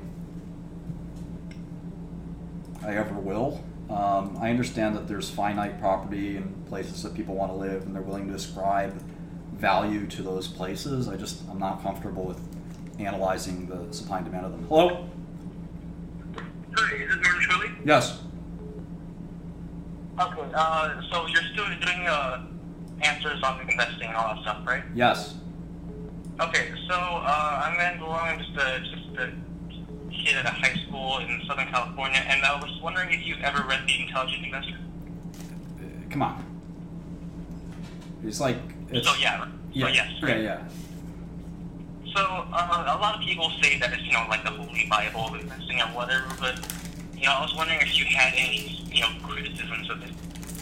Sure, yeah. I mean, it's a book. It's written by a guy who never made any money investing. I mean, there's 100 criticisms of it. I think the point of books isn't that they dictate to you what to do. It's the point of these books is to open your mind to ideas, and you're supposed to think through yourself kind of the pros and cons. Obviously, the very mechanical way of value investing doesn't work in practice. One of the things a lot of people try to do, for instance, is if a company has, say, $2 a share of cash on its balance sheet and it's trading for $1, a lot of people will try to buy that stock and then shut down the company and get the cash back. But the reality is that the amount of time and cost it takes to do that, you'll burn that whole dollar, sometimes even more. And there's I don't know. I think that it's just something that should expand your mind, but it's not like a prescription for success or anything like that. Hello? If you call in, make sure you put the speakers on mute or you're wearing headphones or something. I don't want to hear me hearing me.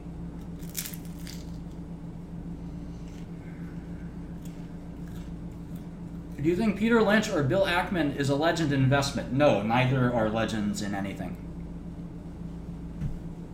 Maybe legends of bullshitting, but... Hello? Yeah, please put yourself on mute. Hello? Mr. Shkreli, thank you for your time. My name is Tim. Hello. I have a question on VRX stock. Any thoughts? I don't have any thoughts on it. I don't, Valiant Pharmaceuticals, do you know anything about it? Yeah, I know a little bit about Valiant. I just think it's a public company. It's not that exciting either way. I think, it's probably fair. If you had to choose one stock to invest in, what would it be? Probably a private company. Private company? Yeah. Public companies are very well scrutinized by investors, and it's very hard to find good public companies to trade. I have a few public companies in my portfolios. I just, I'm not here to give stock tips to anyone. Thank you for your time, sir. Sure. Hello? Hey, Martin. Yes? Hey, how you doing, guy? I wanted to ask you, have you ever read The Art of the Deal? No. All right, man, thanks. Thanks. Can I elaborate on the comments? Yeah, Lynch, it was one of the first books I read, his kind of bullshit, Beating the Market, or whatever it was called. The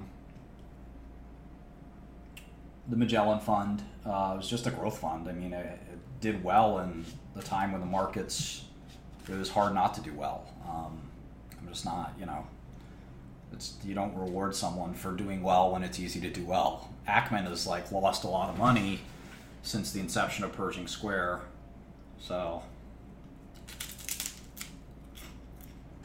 he's more of a salesperson than an investor. Yeah, one up on Wall Street.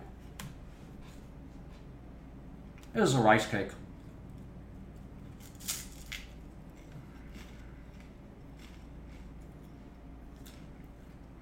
Best place to put undeployed capital, cash. Municipal bonds are just bonds issued by municipalities like states, and they fund the expansion of some public works. And there's kind of this interesting arbitrage in municipal bonds that the federal government will never let a municipality go bankrupt. And so municipal bonds are like implicit guarantees by the federal government. So you'll often have these pretty good deals in municipal bonds, but it's never say never, right? In really bad economic environment, a state can go bankrupt, while the government does not.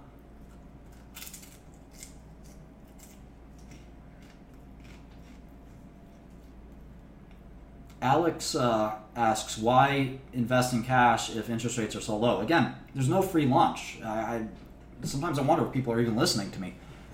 If interest rates are really high, it means that inflation's high. It's not like you're getting a good deal. You can, what good is it to get that 5% when your money's dropping by 5%? It doesn't make a difference.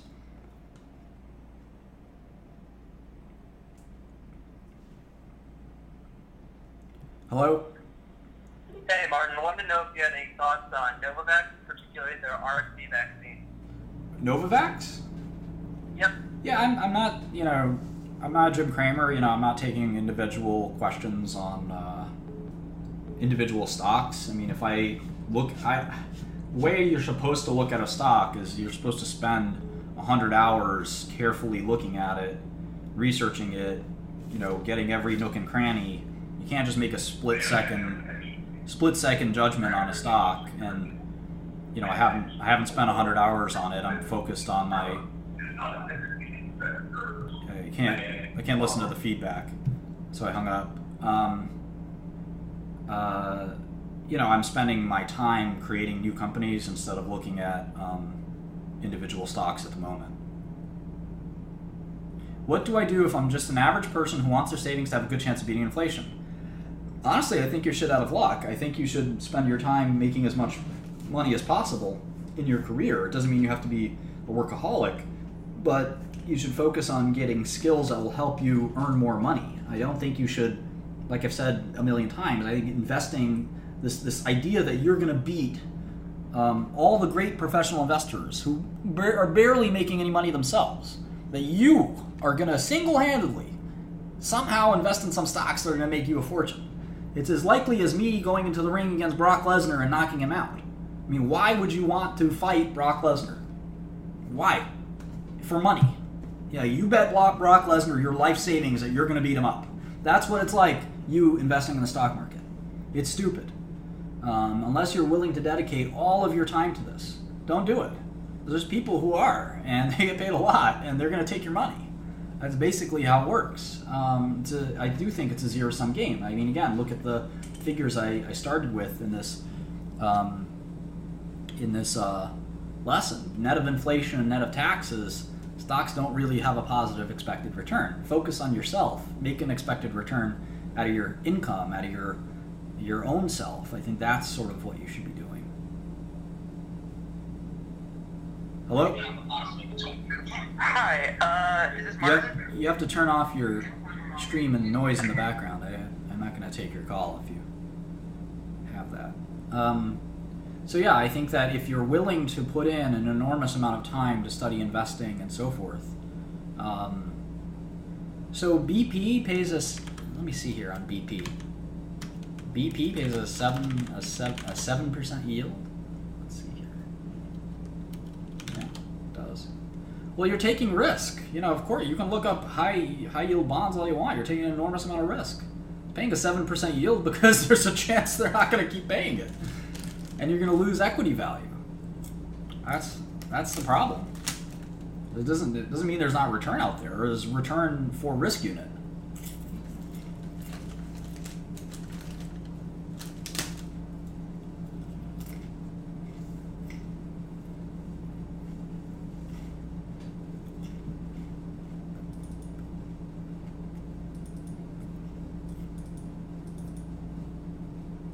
Hello? Hey, what's up, man? What's going on? Who am I talking to? Who's this? You called me. You called me, idiot. Yeah, I have a Fucking idiot.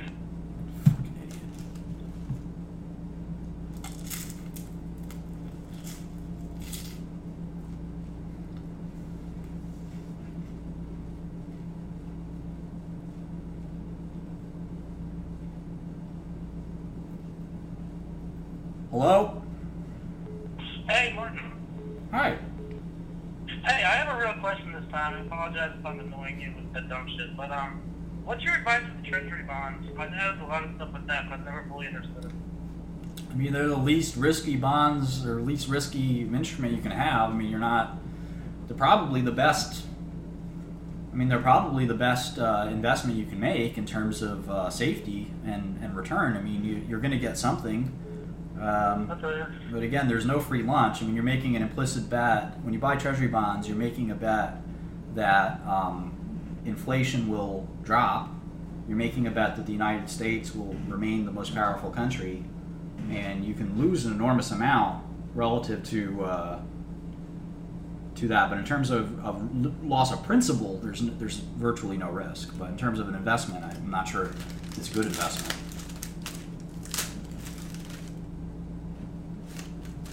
Is Trashy still scared of the dog? Yes, she is.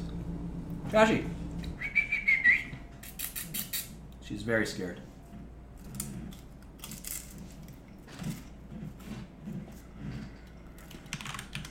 Yeah, I like all the stocks I looked at in tech. I like Stamps.com. I liked RealPage. So, there's some stocks that I bought.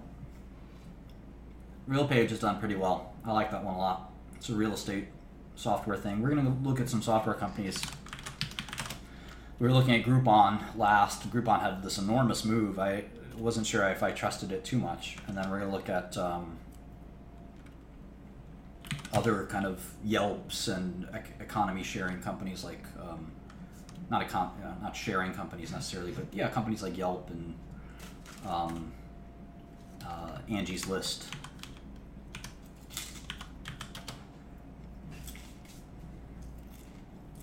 Why don't I like Malcolm Gladwell? I think Malcolm Gladwell is like the scientist's equivalent of Neil deGrasse Tyson. It's just a pop writer that, isn't that insightful.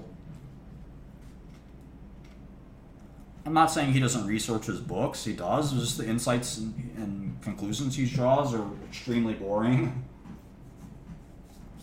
If you're fascinated by Malcolm Gladwell, I feel bad for you. A din me full ship. Yes, I can full some ship. This is Albanian language. I don't like his I don't like his basically I'm a hater. I don't like the amount of books he sells relative to what he's putting out. Chris Jericho is a hero of mine.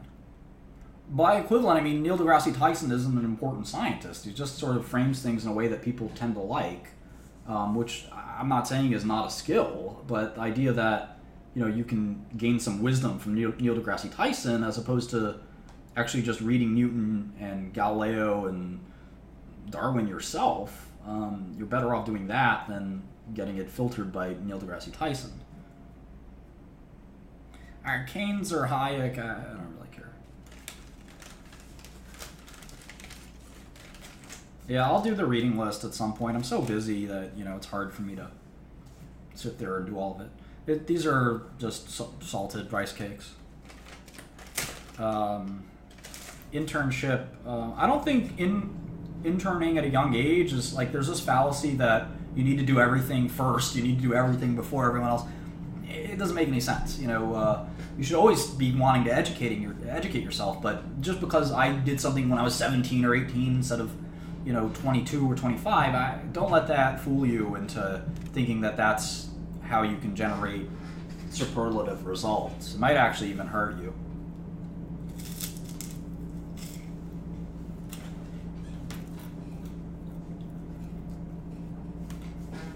I did not look at dividends with respect to the S&P, but given that most of my point is about selection bias of looking at a singular country, I don't think it really makes a difference. How could it hurt you? I mean, you can be sort of chasing the wrong ideals by being thrust into a situation when you're too young to understand it. You don't have the perspective. Chomsky's great. Yeah, I know Flanagan's looked at this a little bit. I was not a chemistry major. I hope that shows. I'm going to try to finish this chemistry introduction, but my tax rate's very high. Do I play instruments? Yeah, I play them sometimes. Yankees or Mets? I'm actually anti-baseball, so... Yeah, if you're not willing to become a professional investor, I don't think you should invest. It's just the same thing as like, I want to be a casual MMA fighter.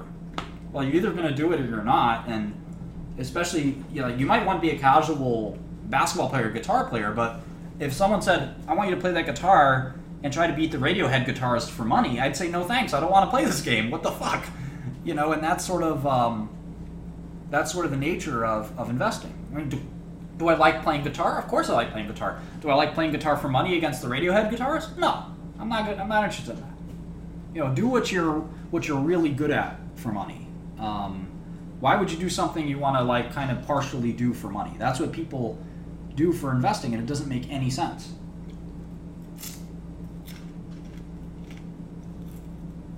When my tech company is released, it'll be major news. You'll see it. It'll probably be by the end of the year.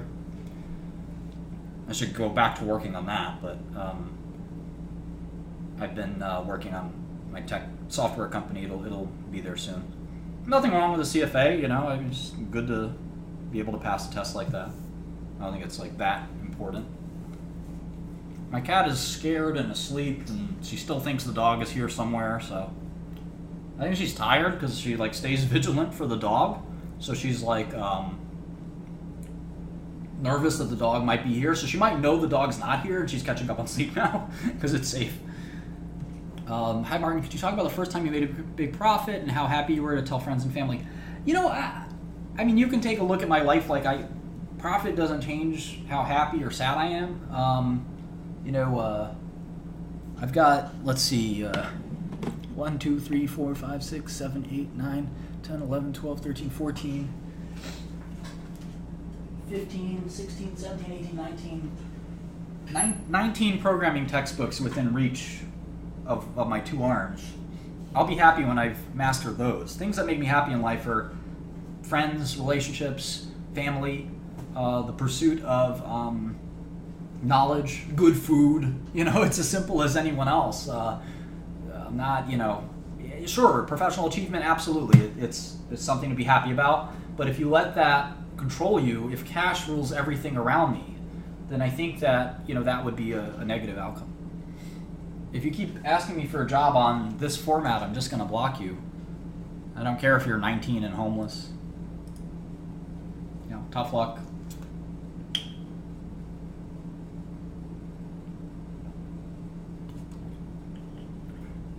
I have a lot of books, but I don't think it's the number of books, it's the amount of time you spend reading them. Things like that. Think the dollar could collapse? Sure. Favorite Touche Amore album has to be Parting the Sea Between Brightness and Me. I think that's what it's called. Great album.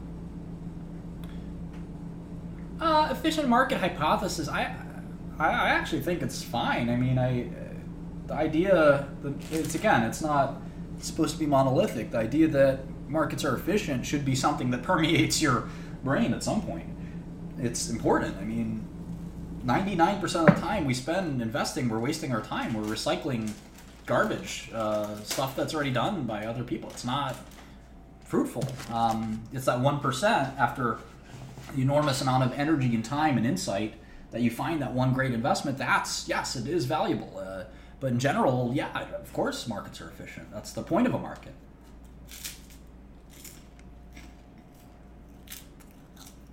How many fiends do I have? Or how many friends do I have? Because I can answer both.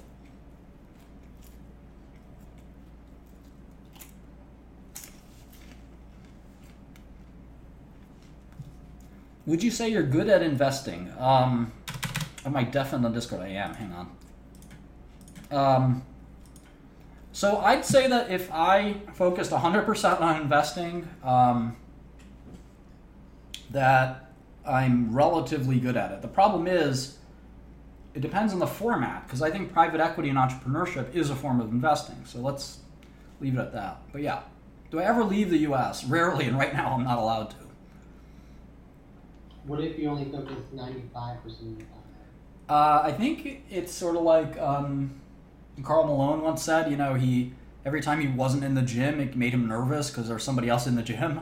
I think to be really good at something, you do have to dedicate yourself to it. It doesn't mean you have to be pathological about it, but I do think you have to, you can't, 95 sounds good, but once you start like slipping into the 80% range, you're going to be beaten by someone who's doing it 100%.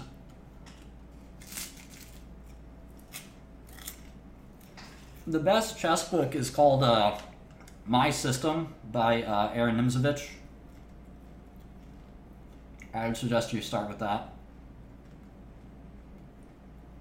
I have a $5 million bail, but I still can't leave the country without permission.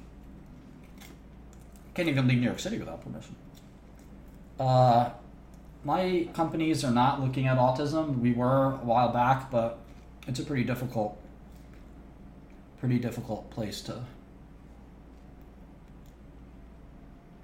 invest. If you go anywhere country-wise, where would you go? I want to see every country. I'm like everyone else.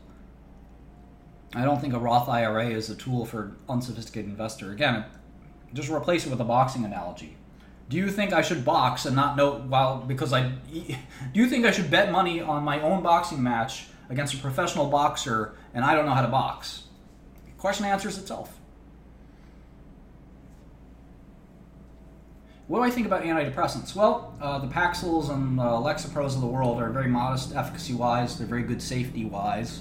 The newer antidepressants, specifically ketamine, could revolutionize treatment of depression. Favorite Blink-182 spin-off group? None of the above. Do I take illicit drugs? Now, I've never taken an illegal drug in my life, including marijuana, cigarettes, or cocaine, or never had an interest in any of it. Some of it comes from some fear that, it's going to alter me permanently, but I know that fear is ridiculous now as an older, experienced pharmacologist. Benzos like Xanax, they're great for short-term alleviation of anxiety. I don't take them. When I was diagnosed with anxiety about 15 years ago, I did get a prescription for Klonopin, but thank God, I don't take them. I know people who do have to take benzos every day. Or only learning JavaScript. Yeah, mostly JavaScript. It is the language of the internet. It's hard to build a website without it. So I've learned JavaScript and React, which is sort of a library for JavaScript, jQuery. The rest of the stack kind of scares me, like Node.js, and I obviously have to learn a little bit about databases as a result, but I'm getting there. I take Claritin Clear. Managerial challenges, no one should ever be a CEO. It's difficult. People are the hardest part. People are crazy. Managing people is unbelievably difficult. So I would say that is a challenge.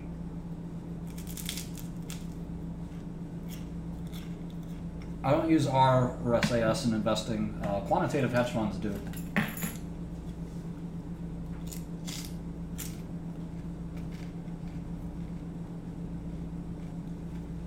Yeah, my pharmaceutical knowledge is self-taught.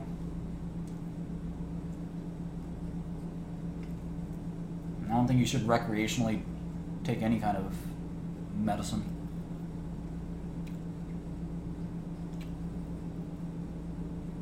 I don't know Python. I'm sure I'll learn it at some point. The new venture is 100% technology. No. Hey, kitty. No pharmaceuticals involved. Is college a scam, more or less? Doggy's gone, kitty. Doggy's gone. All right, 12 minutes to go. What are you most grateful for right now? My health. Health is something we take for granted. I think we expect it to be free sometimes, which is also frustrating. I think I understand the healthcare system better than most. And this idea that, we should all have drugs for free and, so forth. I think we take our health for advantage. I'm very, very grateful and thankful for my good health. Relatively good health. I'm not in perfect health, but, relatively good health. I'm alive, principally. But I know people who died 15, 20 years before my age, which is 33. And, the fact that I'm alive and I'm likely to live much longer is fantastic. I don't know what to thank or who to thank every day for being healthy, but thank you.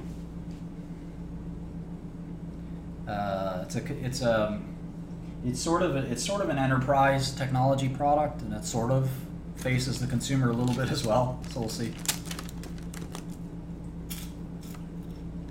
Biggest regret? How much time do you have? Do you want a list of people? Do you want a list of things? I don't know. I don't regret. I just move forward. Yeah, I think AI is gonna come and be here. Would you move to Silicon Valley? I don't think you need to be anywhere to. Look at Buffett runs the world's biggest investment company out of Omaha, Nebraska. How do I stay so positive on a day? There's nothing to be negative about. It ties into Mustafa's question, are you happy? Yeah, very happy. It's a great time to be alive, great country to be alive in. I'm just the luckiest guy in the world.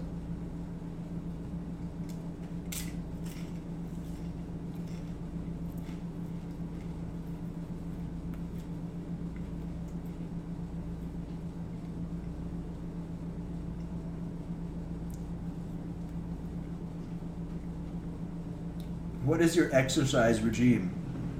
Eat lots of fatty food, drink lots of beer, go on Pokemon walks. That's about it. I'd rather have a bad diet, be happy, and die 5 years before I should than the alternative. Do I like Oprah? I mean, I like her success. Average net exposures at your fund. I don't have a fund. Is there enough talent in New York to run your tech company? God, I hope so. The biggest problem with tech companies is just getting them off the ground. Not, you're worried about talent pool. That's a totally different, ballgame. Am I spiritual or religious? No. What is the meaning of life? Unfortunately, I don't think there is one, and I certainly am not the person who could answer. Have you ever made a bad bet? Yes. This week, today, this month, this year.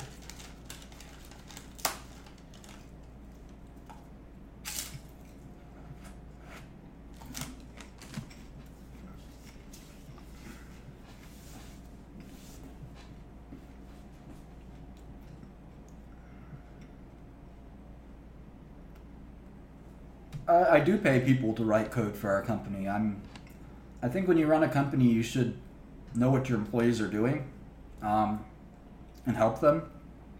The code base is now sufficiently more advanced that I can really reasonably contribute to. So,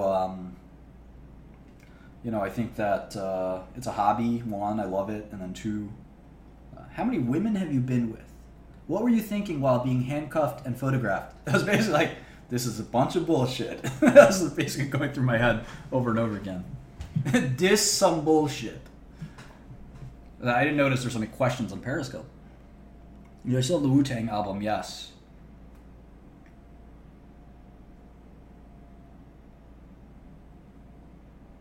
How many women have I been with? Let me try to calculate that.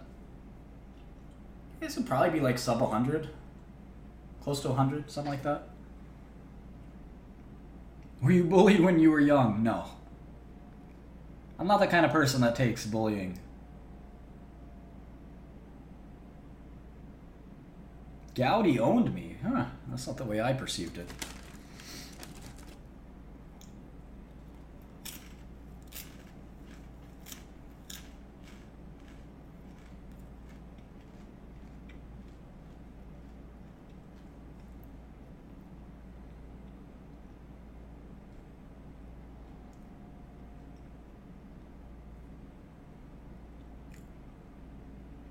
How much money did my dad give me? Negative dollars. Negative money.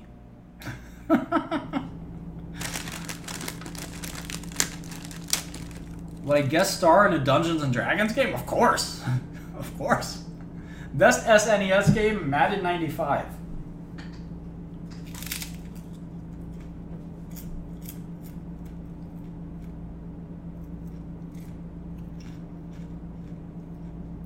How many of the 100 women would be with you if you were broke? So before, I would have said about 20, 30 of them were pre-success. I don't think about it. I just let it happen.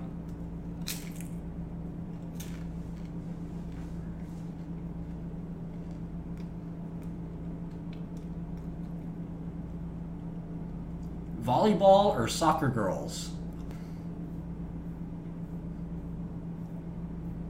Volleyball.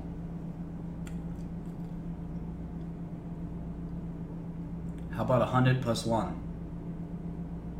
How much time do you spend studying daily? All of it. If Jinx says soccer, then it's soccer. Have you had sex? No. Celibate. Virginal. Albanian girls. I don't know where they are. Black guys or white guys? We're playing sports?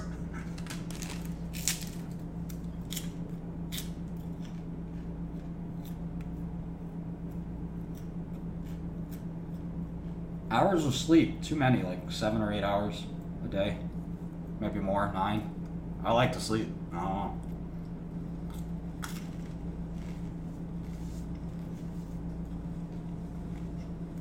Favorite type of ethnic food? I don't like ethnic food. I like American food. I like hot dogs.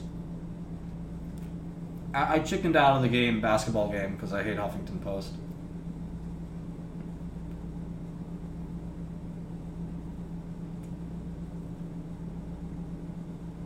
Beer or wine? Both, please. Oh man, video game console. I was a video game freak as a kid. I love video games. How do you bend your leg like that? I'm a little flexible. I don't know. Do I have a schedule? Not really. I have a lot of stuff to do tomorrow.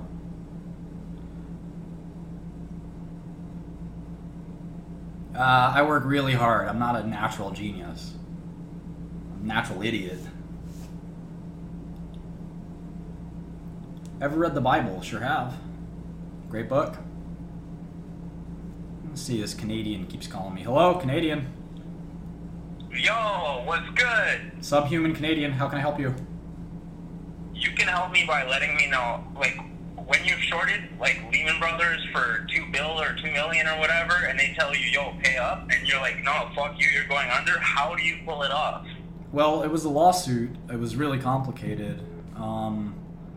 But yeah, basically, I ended up paying them myself 10 years later, basically. It was crazy.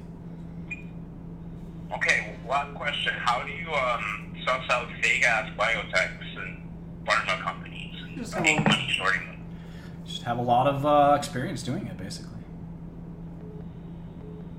No, but like... Hello? Hello? Yes? Can I invest some of your money?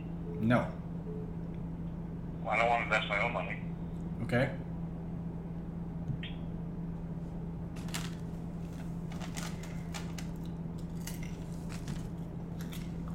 My trial is next year, June or July. I'm not worried about it.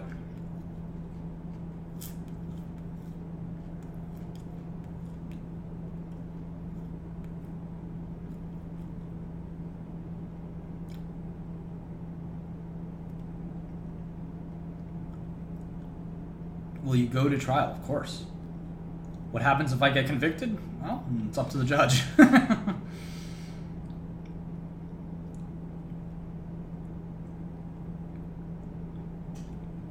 Jail time is definitely a possibility. Shadow brokers.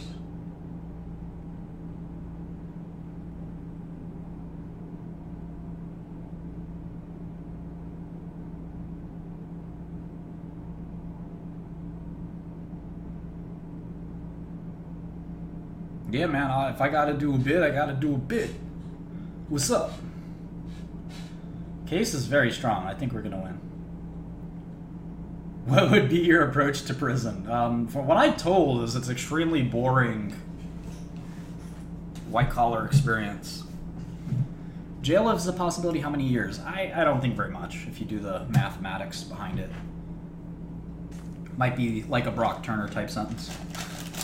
Sorry, that was a bad joke.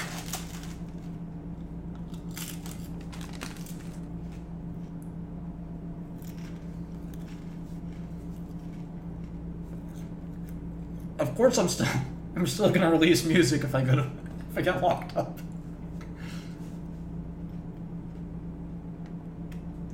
All right, so that's about it for today. I really, really appreciate you guys coming to view this. It means a lot to me that you guys care. care about what I'm doing and thinking about. I hope you learned a little something about investing. I'll plan to do this tentatively next Sunday afternoon, not a week from today, 6 days from today, and I'll try to, I don't know, get back to, I'll try to think of something interesting for you guys. I don't want to be monotonous or repetitive, but no, it means a lot to me that you guys care and want to listen and respect and support me. I can't tell you how great it feels. There's someone who just committed suicide after being arrested a few months ago, and I have this amazing outpouring of support and love just walking down the street. Since my girlfriend moved in, we've been keeping track of how many people stop me in the street, and so far it's 7 in a row, and all of them are like very positive and supportive, and nobody said, I don't like you or whatever.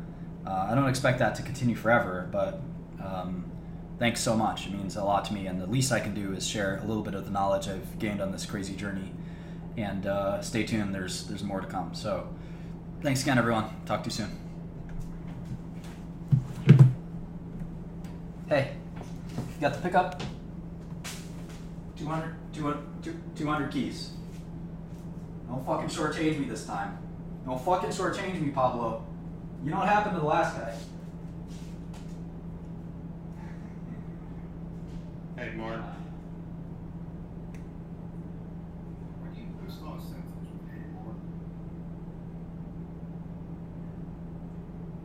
Hey, Mr. Shkreli. Hey, Mr. Shkreli. My name is XYZ. I'm here to talk to you about ABC.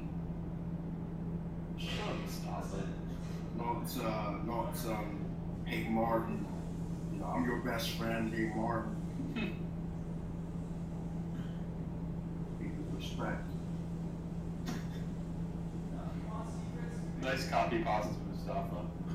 The fuck you talking? You wanna get hacked on? You wanna go, bro? Coming with me, bro? Wanna go? Shadow Brokers, thought we're on the same team. What happened? Man, you are not involved in Shadow Brokers. Stop. I got the UAV. Stop. Oh, true. Yeah. You're involved. Talking about not involved in Shadow Brokers. Come on. No, you're involved. You want extra bacon? You pay Bitcoin. You want PHP script? You pay Bitcoin. You pay. Why you pay Bitcoin?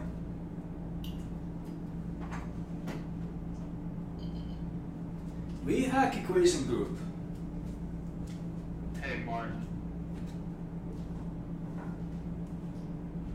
Why I trust you? See there? No, if you have a question, just ask it, instead of being a bitch. No, I tried calling in on the stream earlier. I just want to know, with someone who has less than $5,000 on cash on hand, should I do individual stocks or should I can answer that for you. I can answer that for you on his behalf.